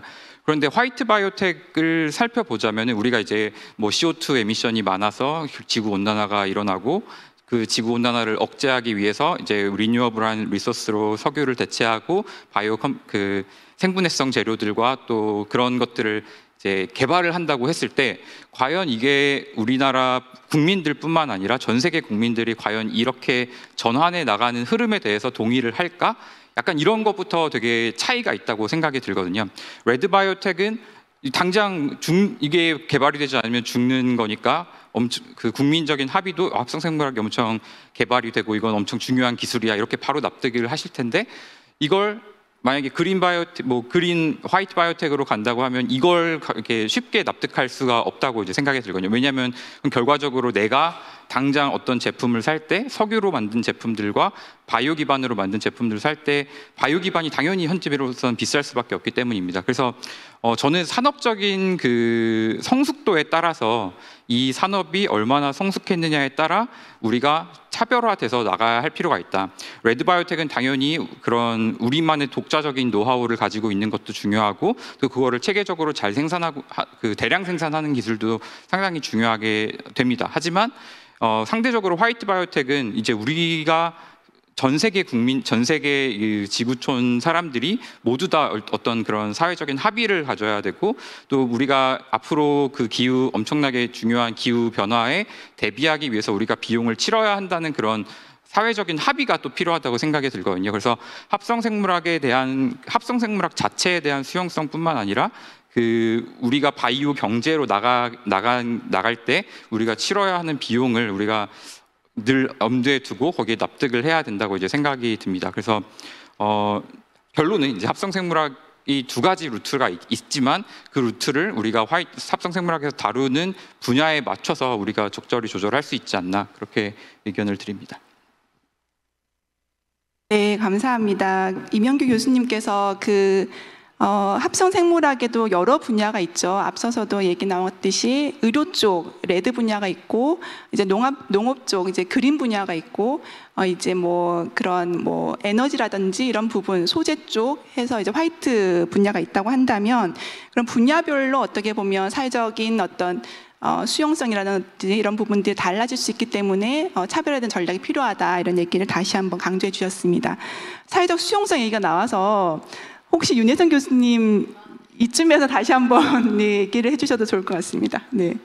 네, 어차피 안보 이야기가 좀 나와서 조금 더 하나 첨언을 하고 싶은 것 중에 하나는, 바이오 경제의 청사진 중에 하나는 정말 이 바이오 파운드리라는 게 활성화가 되고 바이오 제조 혁명이 이루어진다고 생각한다면, 국가의 많은 자원들이나 어떤 이제 농식품 등등이 자급자족이 이루어진다고 보고 있습니다. 그 방향으로 사실 이 청사진이 마련되고 이제 국가들이 전략을 짜고 있는데요. 그런 관점에서는 국가 안보가 굉장히 이제 중요해지는 이제 대목이 되고, 따라서 우리나라도 이제 산업 지금 현재로서는 아까 안보와 관련돼서 약간 거리두기를 하고 조용히 해야 된다 이런 말씀을 좀 드리긴 드렸습니다만. 그렇다고 조용히 하고 있어서는 안 되고요. 이제 물밑에서 이제 우리가 이 산업 이제 경쟁력을 가지게 되는 그 시점을 잘 파악을 하고 언제부터 이거를 이제 지금 이야기하는 안보, 그러니까 그 국제 공급망 등등과 관련된 안보의 문제를 이제 전략을 잘 짤까는 지금부터라도 저희가 이제 논의를 하고 공부를 대비를 해야 되는 사안이다라는 점을 말씀 좀 드리고 싶습니다. 사실 저는 규제하고 사회적 그 이제 산업 생태계와 관련돼서 빼놓을 수 없는 게 이제 규제와 이제 사회적 수용성 문제인데요. 사실 그 제가 지난주에 그 인공지능 관련해서 규제법의 변화 이런 이제 발표를 하면서 20세기는 법이 지배하는 사회이고 21세기는 기술이 지배하는 사회이다. 이제 이런 이제 말씀에 시대적 패러다임이 바뀌었고, 법이 지배하는 사회에는 명령과 통제의 방식으로 사회적 수용성이라는 게 국가의 강력한 규제를 통해서 간접적으로 확보가 됐다. 이런 말씀을 드렸고, 현재는 국가가 이제 거버넌스의 조정자의 입장에서 이제 다양한 이해관계자와 함께 협의를 하면서 공부 학습하고 수기하면서 이제 사회적 수용성을 이제 확보해야 된다라는 이제 그런 이제 그게 굉장히 중요한 시대적 과제이다 이런 말씀을 제가 드린 적이 있는데요. 이게 사실 그 우리 합성생물학 분야에 적용되는 이제 말씀인 것 같습니다. 사회적 수용성과 관련돼서 그래서 이제 그런 관점에서 이제 규제는 사회적 수용성을 확보하는 데 있어서 굉장히 중요한 도구이지만 저는 그 규제의 중요성이 20세기에 비해서 21세기는 조금 더 약해진 게 아닌가. 그러니까 다른 측면, 다른 기능을 하는 게 아닌가 이런 생각을 좀 들고요. 왜 그런 말씀을 드리냐면 규제는 결국은 간접적인 효과이고 이제 우리가 지금 얘기하는 사회적 수용성은 조금 더 직접적으로 우리 국민들과 또 우리 기업들과 또 국가와 그 밖의 이해관계자들과 함께 이제 확보해야 되는 문제이기 때문에 조금 다른 맥락을 갖는다. 그래서 규제는 혹시 기회를 주시면 다른 텀에 말씀을 드리고요. 사회적 수용성은 저는 정말 발빠른 대응이 필요하다고 생각합니다. 합성생물학의 영역에서는. 그러나 전략이 필요합니다. 사회적 수용성에 대한 그 논의가 굉장히 많지만 사회적 수용성은 그 많은 기술 분야에서 그냥 국민과 소통하면 돼, 정보를 제공하면 돼 이렇게 치부가 됐던 것 같습니다. 그래서 사실 로드맵도 없고 전략도 이제 없었는데요. 네, 저는 합성생물학 분야는 물론 이제 영역보다 아까 우리 임 교수님 지적하신 것처럼 레드 분야냐, 화이트 분야냐 이제 분야별로 좀 다를 수는 있지만 정말 전략이 이제 필요하고요. 매우 이제 이 합성생물학 자체가 굉장히 민감한 이슈이기 때문입니다. 기술 역량 평가 오늘 말씀해 주셨는데요. 저는 이거는 그냥 가장 기초적인 수단이다라고 보고 있고 조금 더 창의적인 전략이 좀 필요하다. 이걸 이제 만들어야 되는데 이걸 만들 수 있는 우리가 인적 자원이 없습니다. 따라서 관련해서는 저는 이제 그 인재 양성, 융합형 인재 양성이 너무너무 중요하다고 보고 있고 사회과학 플러스 인문학에 대한 연구가 반드시 병행돼야 된다라고 생각을 하고요.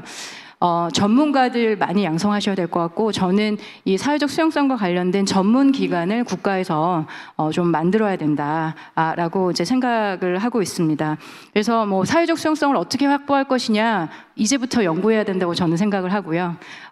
이제 그런 관점에서 지금 국가가 해야 되는 인재 양성이라던가 사회과학에 대한 투자, 인문학에 대한 투자, 전문 기관 설치 이런 것들에 대해서 좀 더 관심을 가져주셨으면 합니다. 네, 감사합니다. 그 안보 이슈 같은 경우에는 좀 더 이제 언제부터 이 부분을 고려해야 될지 먼저 고민하고 준비해야 된다라는 말씀 해주셨고 사회적 수용성 관련돼서도 이제 전문기관의 필요성 이런 부분들을 강조를 해주셨습니다. 다음은 네, 부사장님이 바로 마이크를 드셔가지고 부사장님 부탁드립니다. 안보 쪽은 지금 계속 그 얘기를 저도 드렸고 여기 또 얘기 나와서 저는 이제 전략기술화, 그러니까 산업 생태계 쪽 측면에서 또 기업에 있으니까 말씀을 좀 올리겠습니다. 아까 윤혜선 교수님 아까 말씀 서두에 네버 투레이트라고 그러시는데 지금 저희 그 기술적인 부분은 우리나라가 대학이나 연구소에서 상당한 수준에 있는데 산업적인 면에서는 우리는 아직은 뭐 태동기고 오히려 바이오니아 저희가 지금 첫 발을 내딛는 바이오 파운더리 설비를요. 그래서 이 파운더리라는 게 이제 대만의 TSMC 반도체가 그 전기전자 ICT 쪽에 모든 데 사용되잖아요. 예, 그거를 주문자 정보를 가지고 맞춤 생산을 그 생산 라인을 자동화한 건데 저희 나라도 지금 뭐 과기부에서 그 정책적으로 하지만 이 합성생물학 바이오 파운더리는 좀 큰 회사가 해야 될 것 같고요. 합성생물학 쪽은 정책적으로 우리나라를 기조를 반도체가 우리 지금 먹여 살리듯이 차세대 먹거리가 될 수 있게. 왜냐하면은 윤 교수님 말씀하신 대로 제조업 기반 또 그 제조 혁명이 일어나는 거거든요. 왜냐하면은 유전자 생명체를 이용해 가지고 유전자를 설계해 가지고 원하는 물질을 얻어낼 수가 있어요. 그거를. 그래서 뭐 식량 같은 농업 제품도 있지만은 단백질, 신약 패러다임이 이제 작은 스몰 몰레큘 그 신약에서 이제 그 커지고 있거든요. 그래서 이런 새로운 신약 지평이 단백질 신약이에요. 그래서 보면은 미국의 빅파마들이 그쪽으로 움직이거든요. 그리고 또 그 메타볼릭 패스웨이라고 해서 생명체의 대사 경로를 통해서 화합물을 만들 수가 있어요. 그러니까 그게 이제 DNA 설계부터 시작돼 가지고 진합성부터 시작되는 거거든요. 그래서 산업 생태계를 두 가지로 좀 말씀드리면 아까 정 박사님이 강연할 때 그 6가지 기술을 말씀하셨는데 앞쪽의 3개는 이제 DNA, RNA 유전자 설계 기술, DNA 설계 디자인, 그다음에 단백질 설계, 그다음에 메타볼릭 그 패스웨이 쪽을 말씀하셨는데 이런 부분은 우리나라도 강하고 이런 것들 시퀀스가 특허가 돼요. 특허가 하나하나가. 그러면은 이거를 그 스타트업에서 해서 바이올로지 전공한 사람이 합성생물학 특허를 내서 그 이 큰 글로벌 기업에 팔 수가 있어요. 그래서 스타트업이 그 어떻게 돈을 버냐는 거는 스타트업이 바운더리를 설계를 할 수도 없고 바운더리 이후에 그것도 할 수가 없거든요. 그러니까는 스타트업은 그러한 방향으로 가야 되고 아래쪽에 3개 말씀하신 거는 이 합성생물학을 통한 그 진합성을 가지고 뭘 만드냐 하면은 이제 아까 단백질 얘기했지만은 신약이에요. 그 제약사들이 다 필요하거든요, 이게. 그러니까 밑에 3개 우리나라가 약하다고 그랬는데 이거는 파운더리 입장에서는 커스터머예요. 유저예요, 유저. 그거는 그 진을 가져다가 신약을 개발하는데 쓰는 거예요, 그거를. 그거는 빅파마가 하는 거죠. 예. 그리고 그 다음에 이제 그 미생물 화학 얘기하셨잖아요. 그 메타볼릭 패스웨이거든요, 그게. 이 케미칼을 원하는 케미칼을 만들 수가 있어요. 생명체를 통해서. 이 시퀀스에서 이 프로틴을 만드는 거는 뭐 당연하지만은 케미칼도 만들 수가 있거든요. 그래서 이 화학회사들 또 정유 지금 석유화학 회사들 정유 석유화학 회사 큰일 났거든요. 지금 탄소 제로 가면서 지금 다 망할 거예요. 지금 탄소제 뭐 석유 쓸 수가 없으니까. 예. 그런 글로벌 기업들은 다 지금 이 합성생물학에 연구를 하고 있어요. 예. 뭐 미국의 엑손이라든가 또 화학회사 머크 또 뭐 다우라든가 그다음 농업회사 유전자 변형할 수가 있으니까 이러한 그 전 세계 이 제조혁명이라는데 그 기본 물질이 소재거든요. 소재. 예? 그 소재를 합성생물학으로 다 만들 수가 있어요. 그거를요. 예, 앞으로. 예.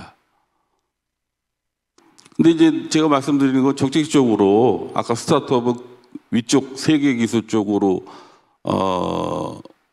정책적으로 밀어주시고 아래쪽 거는 이제 그 빅파마 같은 제약사나 이 큰 화학회사들, 농업회사들 이런 회사들이 와야 되는데 지금 우리나라가 안 움직이고 있어요. 우리나라 지금 그 이 화학회사들이 2차 전지에 다 매달려 있거든요. 지금 2차 전지 쪽으로. 예? 근데 그 왜냐하면 화학회사들이 화학물질을 그 파는 건데 석유화학 기반으로 이거를 이제 끊기니까 그러니까 제 생각에는 국가적으로 그 대기업들이 아까 정 박사님 얘기한 아래쪽 세 가지 기술 스테이지 이쪽을 그 추진하게. 예. 그러니까 반도체를 삼성전자가 하지만은 반도체 갖다 쓰는 LG전자나 삼성 디스플레이라든가 뭐 전기전자 회사 많잖아요. 이런 것들이 전체적으로 그 같이 정책적으로 움직여야 된다는 거죠. 예. 그래서 정책연구원에서 이런 합성생물학을 국가에서 이 스타트업 그다음에 대기업 국가 전체적으로 앞으로 차세대 먹거리로 가져갈 수 있게 밀고 나가야 됩니다. 지금 미국은 하고 있어요. 지금 미국은요. 지금 저희한테 주문 오고 문의 들어온 건 다 미국 업체들이에요. 미국 대기업들이요. 예. 그래서 그런 산업 생태계 구축 쪽이 실제로는 그 돈 버는 기술로 만들어야 되니까 그래야지 또 나라가 잘 사는 거 아닙니까? 그래서 그런 산업 생태계 쪽에 그런 방향으로 정책을 좀 펼쳐 주셨으면 합니다. 예, 감사합니다. 네, 감사합니다. 김재하 부사장님께서 얘기하셨던 부분은 사실 이제 산업 생태계 형성이라는 관점에서도 굉장히 전략이 세분화될 수 있다 이런 얘기를 해주셨고요. 그 발표에서 나왔던 6개 그 6대 전략 기술 그 부분은 작년에 발표된 합성생물학 이니셔티브에 있는 6대 세부 기술입니다. 그래서 3가지 기술은 이제 DNA, RNA 디자인 그리고 단백질 설계 그리고 대사 경로 설계라고 해서 어떻게 보면 기반 기술에 해당되는 부분이고요. 하위에 있었던 세 부분은 화학 소재 그리고 백신 치료제 대체식품 이렇게 어떻게 보면 좀 응용될 수 있는 3가지 세부 기술입니다. 그래서 그 2개를 좀 구분해서 기반 기술 쪽은 스타트업을 지원하는 방향으로 그리고 응용 기술 쪽은 이제 지금 기존에 있는 기업들이 좀 그 부분을 좀 더 활용하고 적극적으로 지원할 필요가 있다 이런 얘기를 해주셨고요. 다음에 또 관련된 이대희 센터장님 오래 기다리셨습니다. 감사합니다. 네, 제가 아까 이과의 순서를 지켜야 된다고 생각하고 있었는데 갑자기 부사장님께서 그 순서를 흐트리셔가지고 기다렸습니다. 기술 안보와 산업 생태계 확대 이제 2가지 주제에 대해서 세컨 라운드 디스커션을 이제 말씀하셨는데요. 저는 사실 윤혜선 교수님 그 말씀에 상당히 공감을 해요. 기술 안보 측면에서는 우리나라가 영국과 같이 이게 합성생물학의 태생이 오픈과 공유였거든요. 왜냐하면 새로운 어떤 분야나 학문이 발전하기 위해서는 후발주자이기 때문에 파이를 키워야 됩니다. 그리고 이게 어떤 국제적인 공통된 인식이나 표준이 있어야 이게 빨리 성장하고 자리를 잡을 수가 있거든요. 그렇기 때문에 시작이 오픈과 공유였어요. 그런데 어느 순간 이게 정치로 넘어가면서 뭐 기술 패권이니 뭐 굉장히 이런 좀 저희 과학자들이 보기에는 정말 이게 정치가 될 수 있나 싶을 정도로 과학에 지금 발전되고 있다 이런 생각이 들 정도였는데, 그런 측면에선 영국이 굉장히 똑똑하게 행동을 하고 있어요. 그래서 중국도 협력하고 미국도 협력하고 아시아, 싱가포르과 한국, 일본을 포함한 아시아하고도 협력을 하겠다라는 아주 전략적인 스탠스를 취하고 있기 때문에 우리나라는 사실 뭐 중국도 중요하고 미국도 중요한 나라잖아요. 그렇기 때문에 어느 한쪽이 더 중요하다라고 생각을 하는 것보다는 영국이 가지고 있는 전략적인 스탠스를 잘 좀 모니터링을 할 필요가 있다. 그것이 저는 좀 기술 안보 측면에서 고민해 볼 거라고 생각이 들고요. 그다음에 산업 생태계 형성 같은 경우에는 아까 그 이중 용도도 말씀하시고 뭐 여러 가지 많이 말씀하셨는데, 사실 저는 뭐 사회적인 수용성과 연결될 수도 있지만 대중의 사회적인 수용성도 중요하지만 기업의 새로운 기술에 대한 수용성도 굉장히 중요한 것 같습니다. 기업들은 이 합성생물학이 굉장히 중요하고 미국이나 영국을 중심으로 산업이 형성되고, 심지어 이제 미국 같은 경우에는 그 정부에서 정책적인 지원을 하고 있고 이것이 정말 바이오 이코노미를 구성할 수 있는 핵심이 될 거라는 메시지를 계속 전달하고 있어요. 그런데 우리나라 기업 잘 안 움직이죠. 근데 사실은 움직이고 있습니다. 왜냐? 그냥 간을 보고 있는 거예요. 이게 지켜보는 거죠. 늘 패스트 팔로워였기 때문에 이게 정말 될 거야? 안 될 거야? 이렇게 생각을 하고 있는 거죠. 선제적인 투자를 꺼려하고 있습니다. 물론 이제 바이오니아 같은 기업도 있지만, 그래서 사실은 저희가 이제 저희 생명련이 공공 바이오 파운드리 베타를 구축하면서 기업의 수요가 굉장히 많아지고 있어요. 뭐 대기업부터 지금 중소 중견기업, 파머슈티컬 만드시는 기업까지 저희가 오픈 이노베이션 차원에서 브레인스토밍도 같이 하고 실제로 기업 내부에서 돌아가는 프로젝트를 생명련이 지금 같이 수행을 하고 있어요. 그게 합성생물학과 바이오 파운드리라고 하는 자동화 설비가 구축되기 전에는 기업에서 그렇게 쉽게 자기들의 아이디어를 공개하지도 않았을 뿐더러 함께하기를 꺼려했죠. 위탁이나 뭐 용역식으로 해서 기업이 전부 가져가는 식으로 원했지만 바이오 파운드리라고 하는 합성생물학이라고 하는 새로운 기술에 대해서 이 기업이 아직 수용할지 말지에 대한 어떤 의사결정권을 확실하게 갖고 있질 못해요. 그렇기 때문에 저는 공공 바이오 파운드리가 그런 부분에서 기업의 그런 주저함을 확실하게 해소시켜 줄 수 있도록 정부의 강력한 투자가 필요하다는 생각이 들어요. 그게 잘 보시면 아시겠지만 미국과 중국이 기술 패권을 하면서 동시에 정부 주도에 굉장히 강한 투자를 하고 있거든요. 실제로 이제 미국 같은 경우에는 합성생물학 기술 개발, 그 다음에 바이오 파운드리라고 하는 인프라, 그 다음에 나온 게 바이오 제조 이니셔티브예요. 그리고 나서 바이오 경제거든요. 예전에 생명공학이 있을 때는, 생명공학이 등장했을 때도 뭐 이제 앞으로 바이오 경제가 형성될 거야, 뭐 바이오가 차세대 먹거리가 될 거야 이렇게 주장을 했지만, 이렇게 구체적인 스텝이나 플랜을 가지고 국가 주도적으로 이렇게 정책을 세우고 산업을 육성한 경우는 저는 근래가 처음이 아닌가 생각이 들어요. 근데 우리나라는 아직도 미국이 합성생물학, 바이오 파운드리, 바이오 제조, 바이오 경제까지 다 플랜을 세워서 가고 있는 상황에서 우리나라는 여전히 합성생물학에 머물러 있다. 뭐 실제로 정부 주도의 공공 바이오 파운드리도 없을 뿐더러 민간의 바이오 파운드리는 굉장히 그 민간 기업 자체의 이윤을 위한 파운드리이기 때문에 어떤 그 기업이나 대중의 인식을 제고하는 데는 전혀 크게 도움이 될 거라고 생각이 안 들거든요.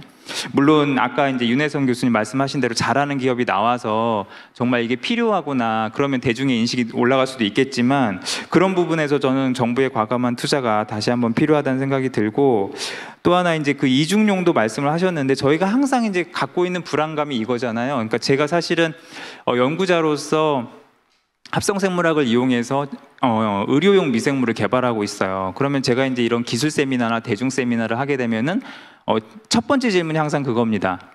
그거 유전자 변형 생물체인데 쓸 수 있어요? 기술의 혁신을 굉장히 주저하게 하는 첫 번째 질문이죠, 늘. 그런데 사실은 아까 이제 다른 이정미 박사님도 말씀하신 것 같은데 기술의 혁신을 제도가 따라가지 못한다, 너무나 잘 알고 있죠. 근데 사실 연구자들이 원하는 거는 제도가 빨리 따라와 주길 원하는 게 아니라 이게 예를 들어서 위험하다고 인식이 되면 위험한지 안 한지 어떤 객관적으로 평가할 수 있는 과학자가 이걸 의뢰할 수 있는 시스템이나 이런 게 있으면 좋겠다는 거예요. 그냥 대중이 이건 불안하다고 느끼니까 불안한 거야 라고 정책적으로 그냥 치부하지 말고 그걸 시스템화 해가지고 정말 혁신적인 기술이 우리 산업으로 연결될 건지 실생활에 도움이 될 건지 뭔가 평가할 수 있는 시스템을 만들어야 산업 생태계가 저는 더 확대될 거라고 보고 신산업도 만들어질 거라고 봐요. 그런데 우리나라는 여전히 그런 제도적인 평가적인 시스템이 부족하죠. 그러니까 과학자들은 늘 기술 개발에 목을 메고 있지만 개발된 기술이 정말 제품으로 만들어지고 산업으로 연결되는 게 잘 안 되는 거에 대한 목마름이 늘 있죠. 그런 부분에서 좀 제도가 가지고 있는 한계를 좀 극복해 줄 수 있는 그런 것들이 마련됐으면 좋겠다는 생각이 들고, 또 하나는 저희가 산업 생태계를 지금 형성하고 합성생물학과 관련해서 확대하기 위해서는 아까 김현수 팀장님 말씀하신 것처럼 지금 저희가 늦지 않았거든요. 그 늦지 않은 이유 중에 하나가 합성생물학에서 굉장히 중요한 표준이란 이슈가 아직 누군가가 그거를 주도권을 쥐고 있지 않아요.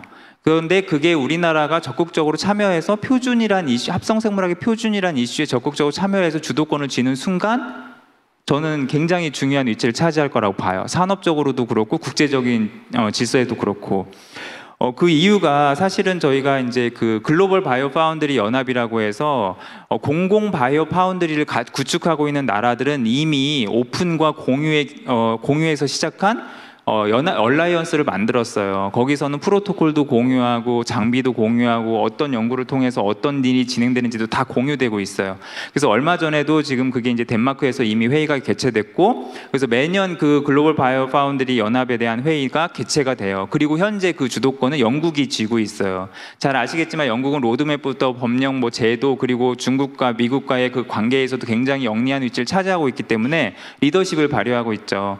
그런데 우리나라가 거기서 상당히 중요한 역할을 할 수 있는 게 이 표준이란 이슈는 아직 리더십하고는 좀 별개예요. 그래서 사실 얼마 전에 싱가포르에서도 아시아 국가들만 모여서 표준이란 이슈를 저희가 논의를 했었고, 또 내년도 글로벌 바이오 파운드리 연합은 한국에서 개최가 됩니다. 저희가 덴마크에서 한국에서 개최하는 걸로 이렇게 확정을 지었어요. 그래서 그런 만큼 한국의 역할이 굉장히 중요해서 공공 바이오 파운드리 투자뿐만이 아니라 이런 표준이란 이슈에서도 적극적인 투자와 참여를 할 수 있게 좀 많은 지원과 관심을 가지셨으면 좋겠어요. 예, 저는 여기까지 말씀드리겠습니다.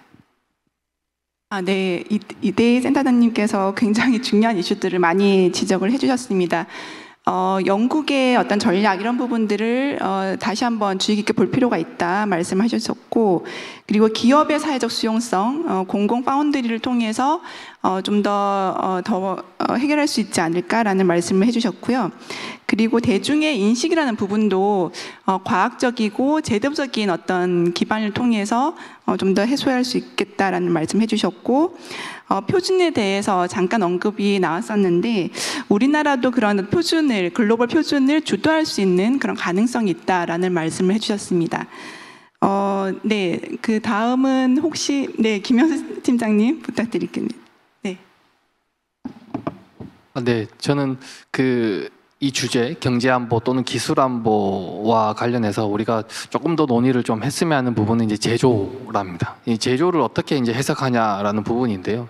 저는 이 제조를 이제 업스트림, 다운스트림이라고 했을 때 일반적으로 이제 이 합성생물학 또는 미중 패권 했을 때 의약품 생산 쪽에 많이 포커싱이 됐었어요. 그래서 의약품에 대해 생산 기지를 이제 한국에 둘 수 있냐, 또는 이제 미국에 가야 되냐, 또 다른 해외로 가야 되냐라는 부분인데, 이 합성생물학에 있어서 이 제조라는 부분은 업스트림, 즉 디자인부터 합성생물학, 바이오 파운드리가 흔히 말하는 공급망을 공급망과 관련된 리스크를 최소화한다 라는 부분입니다. 이 영국 자료를 보더라도 21세기의 최첨단 가치사슬, 바이오 가치사슬의 그 핵심은 디자인부터 시작이 된다고 합니다.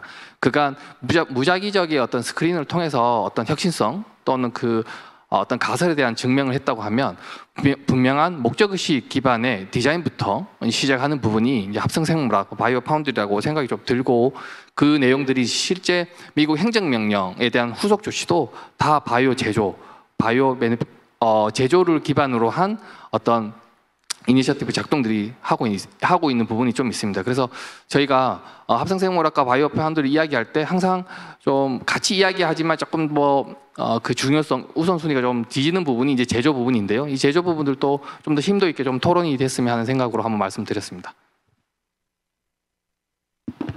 네, 감사합니다. 그 김현수 팀장님께서 이제 업스트림, 다운스트림 관점에서 제도적인 어떤 중요성을 말씀을 해주셨고요. 그 시간이 사실 세컨 라운드 시간은 거의 지금 다 된 상황이고, 지금 저희가 사전에 질의를 좀 받았습니다. 그래서 사전 질의와 그리고 현장에 계신 분들 질의가 있으시면 그 질의에 대해서 응답하는 방식으로 좀 진행을 하려고 하고요. 그 과정에서 또 못다한 얘기들이 있으신 분들은 그때 다시 또 말씀을 할 기회를 드리도록 하겠습니다. 첫 번째 사전 질의는 합성생물학 분야에서 국제기술 협력이 가능한 국가들은 어디인가요? 라는 질문이 있었어요. 그래서 우리나라가 다른 나라와 협력을 하려고 했을 때 좀 우리가 고려해야 되는 국가가 있는지에 대한 사전 질의가 있었는데, 혹시 이 질문에 대해서 어느 분이 답변을 해주실 수 있으실까요? 네, 임영규 교수님이 아마 답변해 주실 수 있으실 것 같습니다. 네. 저는 이제 주로 미국에 있었으니까 미국의 이야기를 미국이 가능할 거라고 생각이 들고, 뿐만 아니라 합성생물학 그 이대희 박사님께서 말씀하셨던 것처럼 합성생물학의 원래 태생 자체가 그 오픈 커뮤니티의 느낌, 그런 소사이어티였기 때문에 상당히 많이 공유가 가능하다고 생각이 들고요. 그래서 바이오 파운드리가 설치된 그런 미국, 유럽, 그다음 일본 다 그 학계에서 활발히 다 그 연구 교류를 다 하고 있는 상황입니다. 그래서 현재 그 국제 협력 어느 나라 이렇게 딱 이렇게 페어를 파트너십을 맡고서 이렇게 하기보다는, 물론 이렇게 거대 흐름은 있죠. 미국과 중국이 이제 서로 그런 패권 싸움 같은 서로 이제 자기가 리드하려는 그런 전반적 그런 느낌은 있지만, 그래도 아직까지는 되게 활발히 서로 교류를 하고 있는 상황입니다. 미국의 그 바이오 파운드리 예를 들면은 다 어차피 그 대학이나 연구소에서 그 계시는 박사님들이나 PI 분들이 다 그 각 파트들을 맡아서 운영을 하고 있고, 또 외부에 있는 외부 연구자들과 함께 협업하는 형태로 연구가 되고 있고요. 그리고 또 DOE에서 운영되는 그런 프로그램 같은 경우에는 무조건 다 정보도 다 공개를 하도록 그렇게 되어 있습니다. 그래서 합성생물학 내에서 국제 기술 협력을 이제 가능하다는 국가가 꼭 정해져 있는 건 아니고, 우리가 충분히 그런 대등한 기술을 가지고 있다면은 충분히 기술 협력이 가능하다, 그렇게 생각이 듭니다. 제가 좀 첨언을 좀 해야 될 것 같은데, 사실 합성생물학 분야에서는 기술과 관련돼서는 사실 임영규 교수님 말씀하신 게 정답이에요. 과학자들은 정치와 별개로 이미 공유와 협력을 오래 전부터 합성생물학 분야에서 해왔고, 이것이 이제 그 기술 패권이라는 이슈 때문에 다소 좀 과학자들 사이에서도 약간의 그 거리낌이 생기긴 했지만, 제가 개인적으로 느끼는 거는 국가의 제한이 없다. 합성생물학을 하는 어느 분야의 국가든지 다 교류를 할 수 있고 할 수 있지만, 아무래도 정책적이나 제도적이나 이런 로드맵이나 이런 것들은 영국을 중심으로 발전했기 때문에 영국을 좀 더 관심 있게 봐야 될 것 같고, 기술적으로는 미국 같은 경우에는 기술 개발이 산업으로 이어지는 어떤 흐름이 너무 자연스럽기 때문에 기술 개발과 관련해서는 미국과 상당히 긴밀한 협력을 해야 된다고 생각이 들어요. 그리고 또 중국 같은 경우에는 최근에 이제 선전에 굉장히 대규모의 바이오 파운드리 설비를 갖추고 공격적인 리크루팅을 통해 가지고 제2의 시장을 이제 형성하려고 노력하고 있기 때문에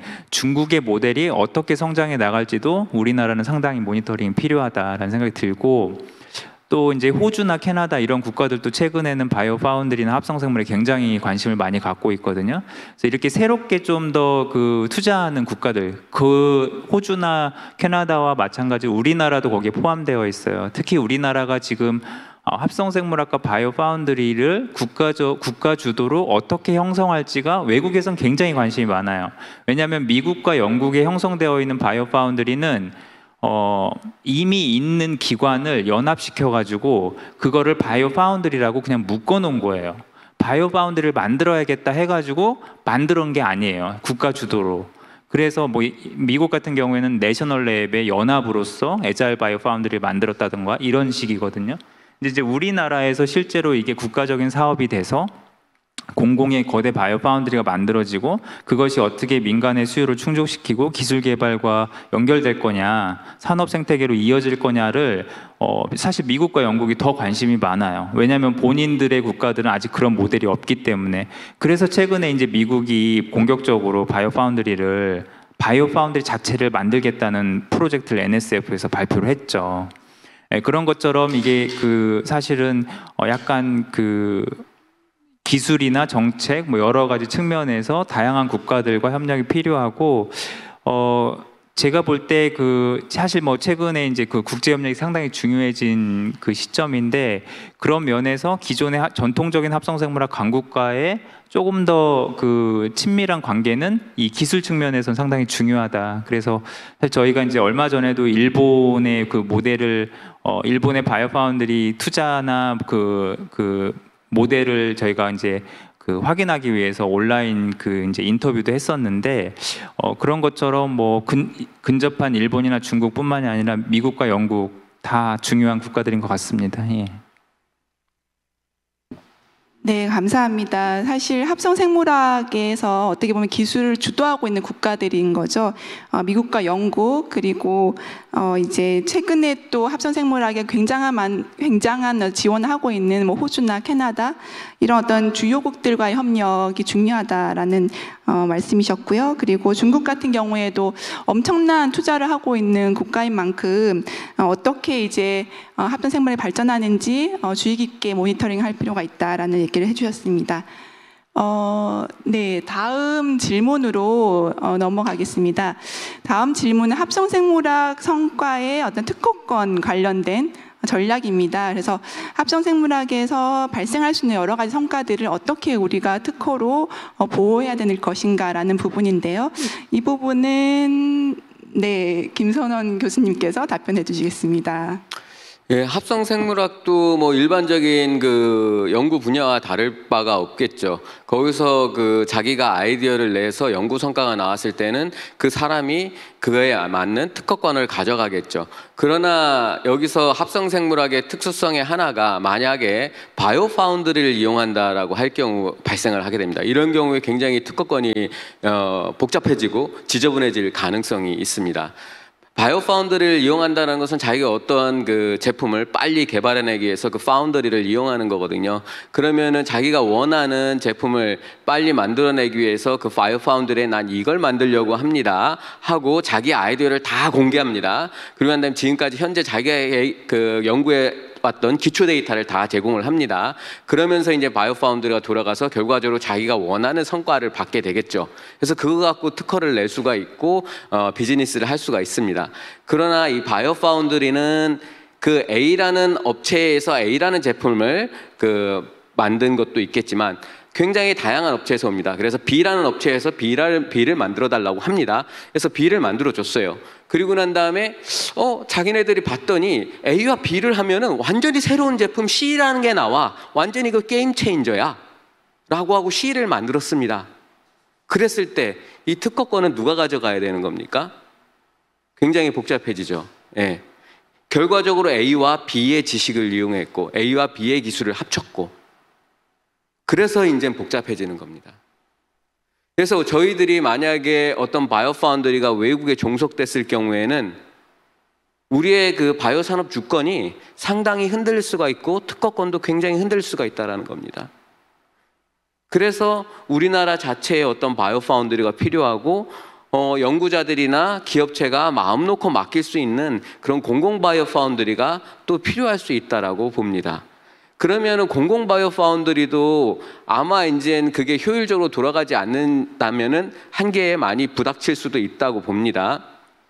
왜냐하면 공공 바이오 파운드리에서 단지 운영만 한다고 할 경우에는 그냥 A 만들어서 주고 B 만들어서 줍니다. 이 사람들은 기업이 아닌 이상 뭔가 새로운 거를 만들어낼까? 이런 그 생각을 덜 하게 되죠. 뭐를 합쳐서 A라는 것을 A 프라임으로 만들어서 내가 A 프라임 만들어서 다른 데 팔아볼까? 뭐 이런 계산은 안 할 겁니다. 그냥 들어온 거, 그 의뢰받은 거, 오더 그대로 충실하게 해서 제공을 하겠죠. 그러나 이 공공 바이오 파운드리 안에서도 뭔가 창의적인 일을 할 수 있는 부서가 좀 있으면 좋은 겁니다. 그래서 그 부서에서 자기가 봤더니 이거는 A와 B를 합치면 C가 될 것 같아. 그러면 공공적인 성격을 갖고 있기 때문에 A를 의뢰했던 A 기업하고 B를 의뢰했던 B라는 기업을 불러서 내가 이러한 것으로 C를 하면 좋을 것 같은데 A와 B와 C가 합리적인 지분을 나눠 가져서 새로운 것을 만들어낼 수가 있는 거죠. 특허권도 그렇게 비율의 지분을 가져야 되는 거고. 그래서 뭔가 바이오 파운드리가 끼게 되면은 합성생물학에서의 특허권은 굉장히 복잡해질 수가 있는데 이게 더군다나 외국의 바이오 파운드리 또는 사설 바이오 파운드리일 때는 더 복잡해진다라는 그런 생각이 저는 갖고 있습니다. 그래서 뭔가 공공 바이오 파운드리, 그 공공 바이오 파운드리 안에서도 뭔가 새로운 것을 개발해낼 수 있는 어떤 그런 부서, 창의적인 부서가 같이 연결되어 있는 그런 공공 바이오 파운드리였으면은 우리나라의 특허권을 가장 맥시마이제이션 할 수 있는 거 아닌가라는 생각이 듭니다. 네, 감사합니다. 어떻게 보면 연구 기반 시설, 플랫폼으로서의 어떤 바이오 파운드리가 가질 수 있는 그런 특허 이슈들을 말씀을 해주셨고, 그리고 이제 공공 바이오 파운드리에서 필요한 어떤 역량 이런 부분도 강조를 해주셨습니다.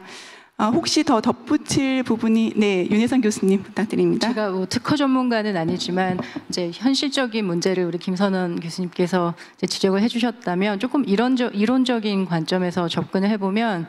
파운드리가 굳이 아니어도 합성생물학 자체가 만들어내는 새로운 생물체라던가 이런 것들은 원래 우리 특허법의 이념상 특허로 보장이 안 되는 경우가 있을 수도 있습니다. 그러니까 공서양석에 반하는 경우에는 이제 특허권을 부여하지 않기 때문에 이런 문제도 있고요.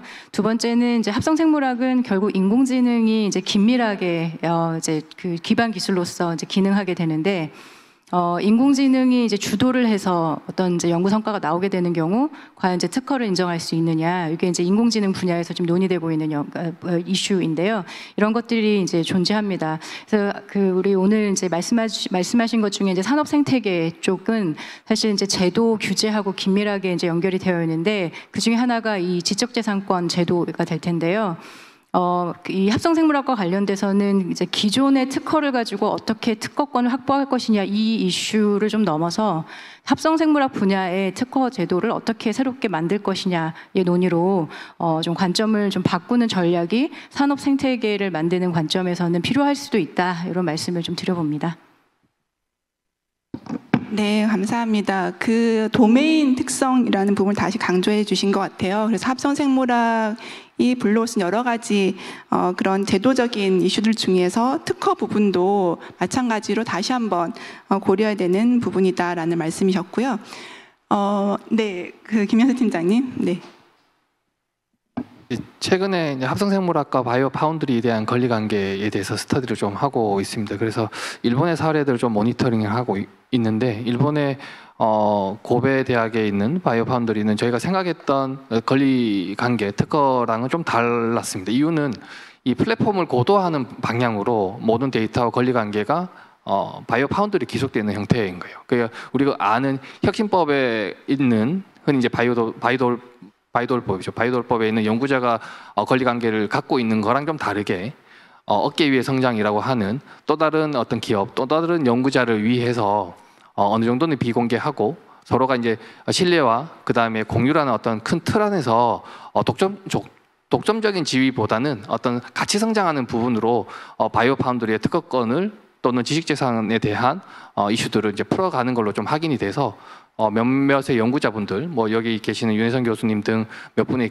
교수님과 박사님들과 함께 일본의 사례를 좀 스터디하고 있습니다. 그래서 어떤 이슈들이 좀 나오면 스태프랑 또 한번 이슈도 공유하고 다시 한번 또 심층적인 토론이 될 수 있도록 준비하도록 하겠습니다. 네, 감사합니다. 현재 일본에서 진행되고 있는 특허 전략의 변화들 이런 것들을 언급을 해주셨고요. 마지막 질문으로 또 넘어가겠습니다. 마지막 질문을 하고 현장에서 질문 있으시면 받도록 하겠습니다.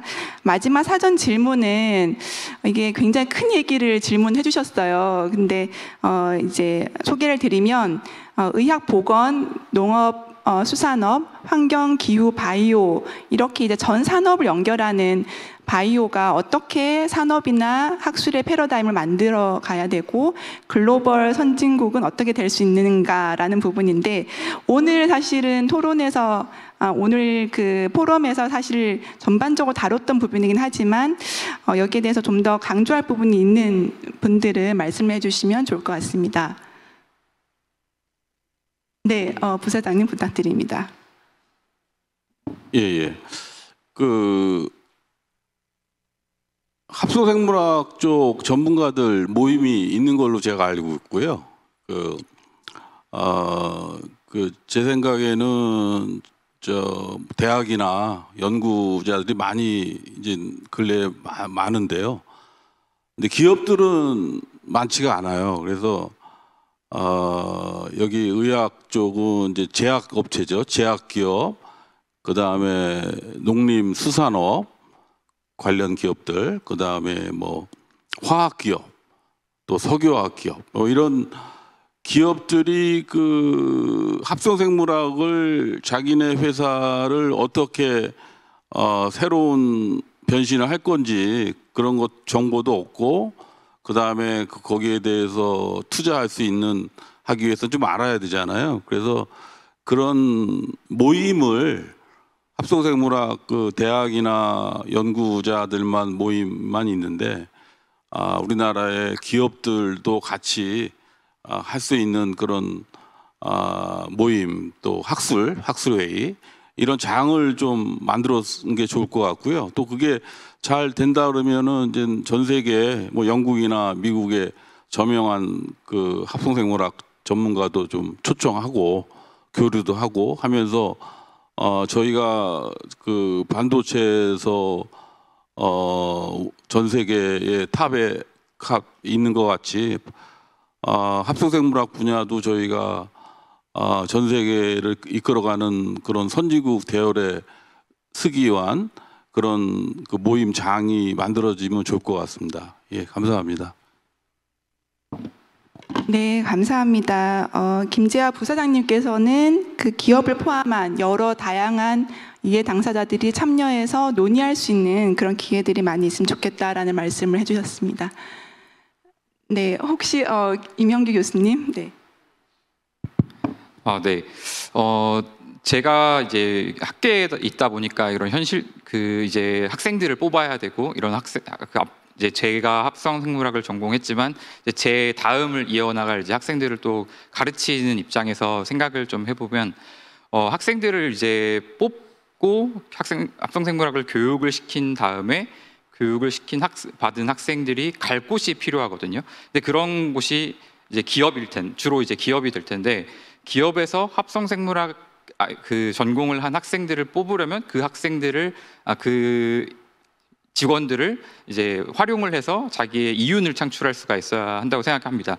근데 현실적으로 제가 바로 있는 후배 멀리 가지 않더라도 제 후배 근처 후배만 가더라도 그 후배들이 현재 뭐 글로벌 그 경제가 좀 위기인 그런 상황이라서 회사들이 직접적인 투자를 많이 안 하고는 있는 현실을 감안하더라도 사실 그 학생들이 이렇게 우리나라의 학생들을 다 수용할 수 있는 그런 기업이 없다고 생각이 들거든요. 기업이 없는 이유는 시장이 없기 때문에 그렇다고 생각이 듭니다. 그래서 결과적으로 이 합성생물학을 우리나라가 리드하려면 그만큼 어떤 시장이 있어야 되고 그 시장을 만들어내는 역할은 정부가 할 수 있다고 생각을 하고요.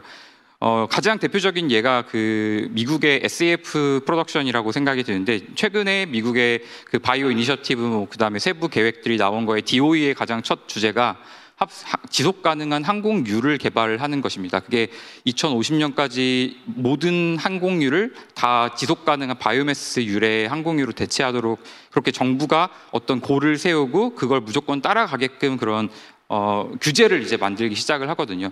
그래서 그런 기업들이 적극적으로 투자를 하려면은 그만큼의 큰 시장이 있어야 되는데 우리나라는 그런 미국이 합성생물학 리딩을 하고 있는 미국에 비해서 볼 때 그런 규제들도 전혀 없고 그냥 열심히 하고는 싶긴 하지만 실제적으로 이런 기업들이 움직이게 만들 만한 그런 동력을 제공하지 않는다고 생각이 듭니다. 그래서 결과적으로는 어쨌든 그런 것들이 다 세금을 써야 하는 거로 귀결이 되는데 결과적으로 이 합성생물학을 키우려면 정부의 과감한 투자, 그리고 과감한 투자는 결과적으로 그 시장의 파이를 늘려서 기업들이 직접 따라가도록 만들어 나가는 그런 문화를 이렇게 방향성을 드라이브를 강력하게 하는 것이 중요하다고 생각이 듭니다. 네, 감사합니다. 시장을 만드는 정부 지원의 중요성 부분을 다시 한번 강조를 해주셨고요. 시간이 거의 다 됐는데 혹시 여기 플로어에 계신 분들 중에 질문이 혹시 있으실까요? 네, 특별히 없으시면 혹시 발제자분들 중에서 혹시 이 부분은 미처 얘기할 기회가 없었는데 꼭 이 부분은 집에 가기 전에 한마디 해야겠다 하는 부분이 있으시면 네, 1, 2분 정도 시간을 드리도록 하겠습니다. 네네. 이대희 센터장님. 아까 그 정일용 본부장님 발제하신 내용 보다가 합성생물학을 연구하고 전공하고 있는 사람으로서 조금 답답함을 하나 느꼈는데 합성생물학을 논의할 때 필요한 인접, 융복합 기술을 같이 논의하는 장이 좀 반드시 필요하다 이렇게 말씀을 하셨는데 합성생물학의 코어 기술조차 설득이 안 되고 있어요. 그러니까 합성생물학의 인접 기술까지 포함한 논의의 장을 만들려고 하면 너무 복잡하고 시간도 오래 걸리고 과정 자체가 질이 멸렬해집니다. 그래서 오히려 정말 필요한 합성생물학 기술은 이거이고 이게 설득이 돼야 그 다음이 갈 것 같아요. 그래서 저는 현실에 있는 연구자로서 좀 그런 부분 좀 아쉽다. 물론 저희도 잘 알죠. 왜냐하면 합성생물학 자체가 융복합 기술이기 때문에 바이오만 하는 사람이 절대 할 수가 없어요. IT 하시는 분들, 뭐 윤혜선 교수님 계속 강조하시는 인공지능 하시는 분, 실제로 장비를 개발하시는 분들 그런 것들을 저희가 다 지금 협력이 안 되기 때문에 내부적으로 해소하고 있는 상황인데 그 이유 중에 하나가 그렇게 전문가들을 다 모아놓고 분야별로 이렇게 또 얘기를 하고 이러다 보면 정말 진행 자체가 안 돼요. 그래서 합성생물학이라도 좀 뭔가 설득하는 작업이 먼저 선행되어야 저는 될 것 같다는 생각을 좀 했습니다. 네, 감사합니다. 연계 학문 영역들의 어떤 협력 이런 부분들을 강조를 해주셨고요. 혹시 네, 윤혜선 교수님. 네. 너무 많이 해가지고 좀 자제해야지 이렇게 생각을 하고 있는데요. 마지막 질문이 저는 굉장히 여기 그 사전 질문이 중요하다고 생각하는데 어쨌든 이 다양한 영역들을 잘 연결해서 우리나라 연결하는 패러다임이 뭐고 그걸 통해서 우리나라가 바이오 관련된 이제 글로벌 선진국이 될 수 있을 것인가 이제 이 부분과 관련해서 제가 작년에 그 우리 한미 합성생물학 그 컨퍼런스에서 마지막 그 결론으로 제안한 사실 원칙인데요. 이게 이제 패러다임이 될 수도 있을 것 같은데 제가 3P 원칙을 드렸습니다. 그래서 첫 번째가 이제 parallel 원칙이라고 해서 이제 병행돼야 된다. 그러니까 이 그 기술에 대한 연구와 사회과학적인 연구가 제도 연구가 같이 가야 된다라는 게 이제 첫 번째 패러다임이라고 볼 수 있을 것 같고요. 두 번째가 participation 원칙인데요. 많은 이해관계자들이 이제 참여를 해야 되는 거죠. 이거는 오픈, 공유, 소통을 다 포함하는 개념이라고 보시면 될 것 같고 세 번째가 저는 penetration principle이라고 했는데 빠른 시기 내에 이 각 영역별로 각 영역 안으로 합성생물학이 침투해야 됩니다. 이게 침투가 안 되고 기술 단위로 존재하거나 제도 단위로 존재하거나 이렇게 별도로 존재하게 되면 사실상 우리가 상당한 기술력을 갖고 있고 자원을 갖고 있고 투자를 한다 하더라도 그게 우리나라를 이제 선진국으로 도약하게 하는 기반이 될 수 없다. 그래서 그 패러다임을 어떻게 만들까? 이 세 가지 원칙을 좀 제안 드려봅니다. 이상입니다. 네, 감사합니다. 3P 전략이라고 말씀을 드릴 수 있을 것 같네요. 네. 그러면 더 이상 그 플로어에서 따로 질문이 없으신 것 같아서 오늘 이제 패널 토의는 이걸로 마치려고 합니다. 사실 계속 말씀이 나왔었는데 주요국들도 합성생물학을 굉장히 많이 강조를 하고 있고 글로벌 국제기구 같은 경우에도 작년에 이제 글로벌 포럼 온 테크놀로지라고 하는 새로운 기구를 만들었어요. 그래서 신기술을 어떻게 글로벌 차원에서 가버닝 해야 되는가에 대한 논의를 시작을 했는데 그 기술의 3가지 기술 중에서 합성생물학이 포함이 되어 있습니다. 그래서 그 정도로 합성생물학이 단 하나의 어떤 세부적인 기술이 아니라 앞으로의 미래를 다시 바꿀 수 있는 그런 어떤 플랫폼 기술로서 굉장한 관심과 지원을 하고 있다라는 말씀을 다시 강조를 드리면서요. 오늘 이렇게 토론을 통해서 굉장히 여러 시각과 관점들 그리고 새로운 이슈들이 많이 제기가 됐는데 이런 부분들이 잘 정책적으로 담겨지는 그런 기회가 됐으면 좋겠습니다. 감사합니다.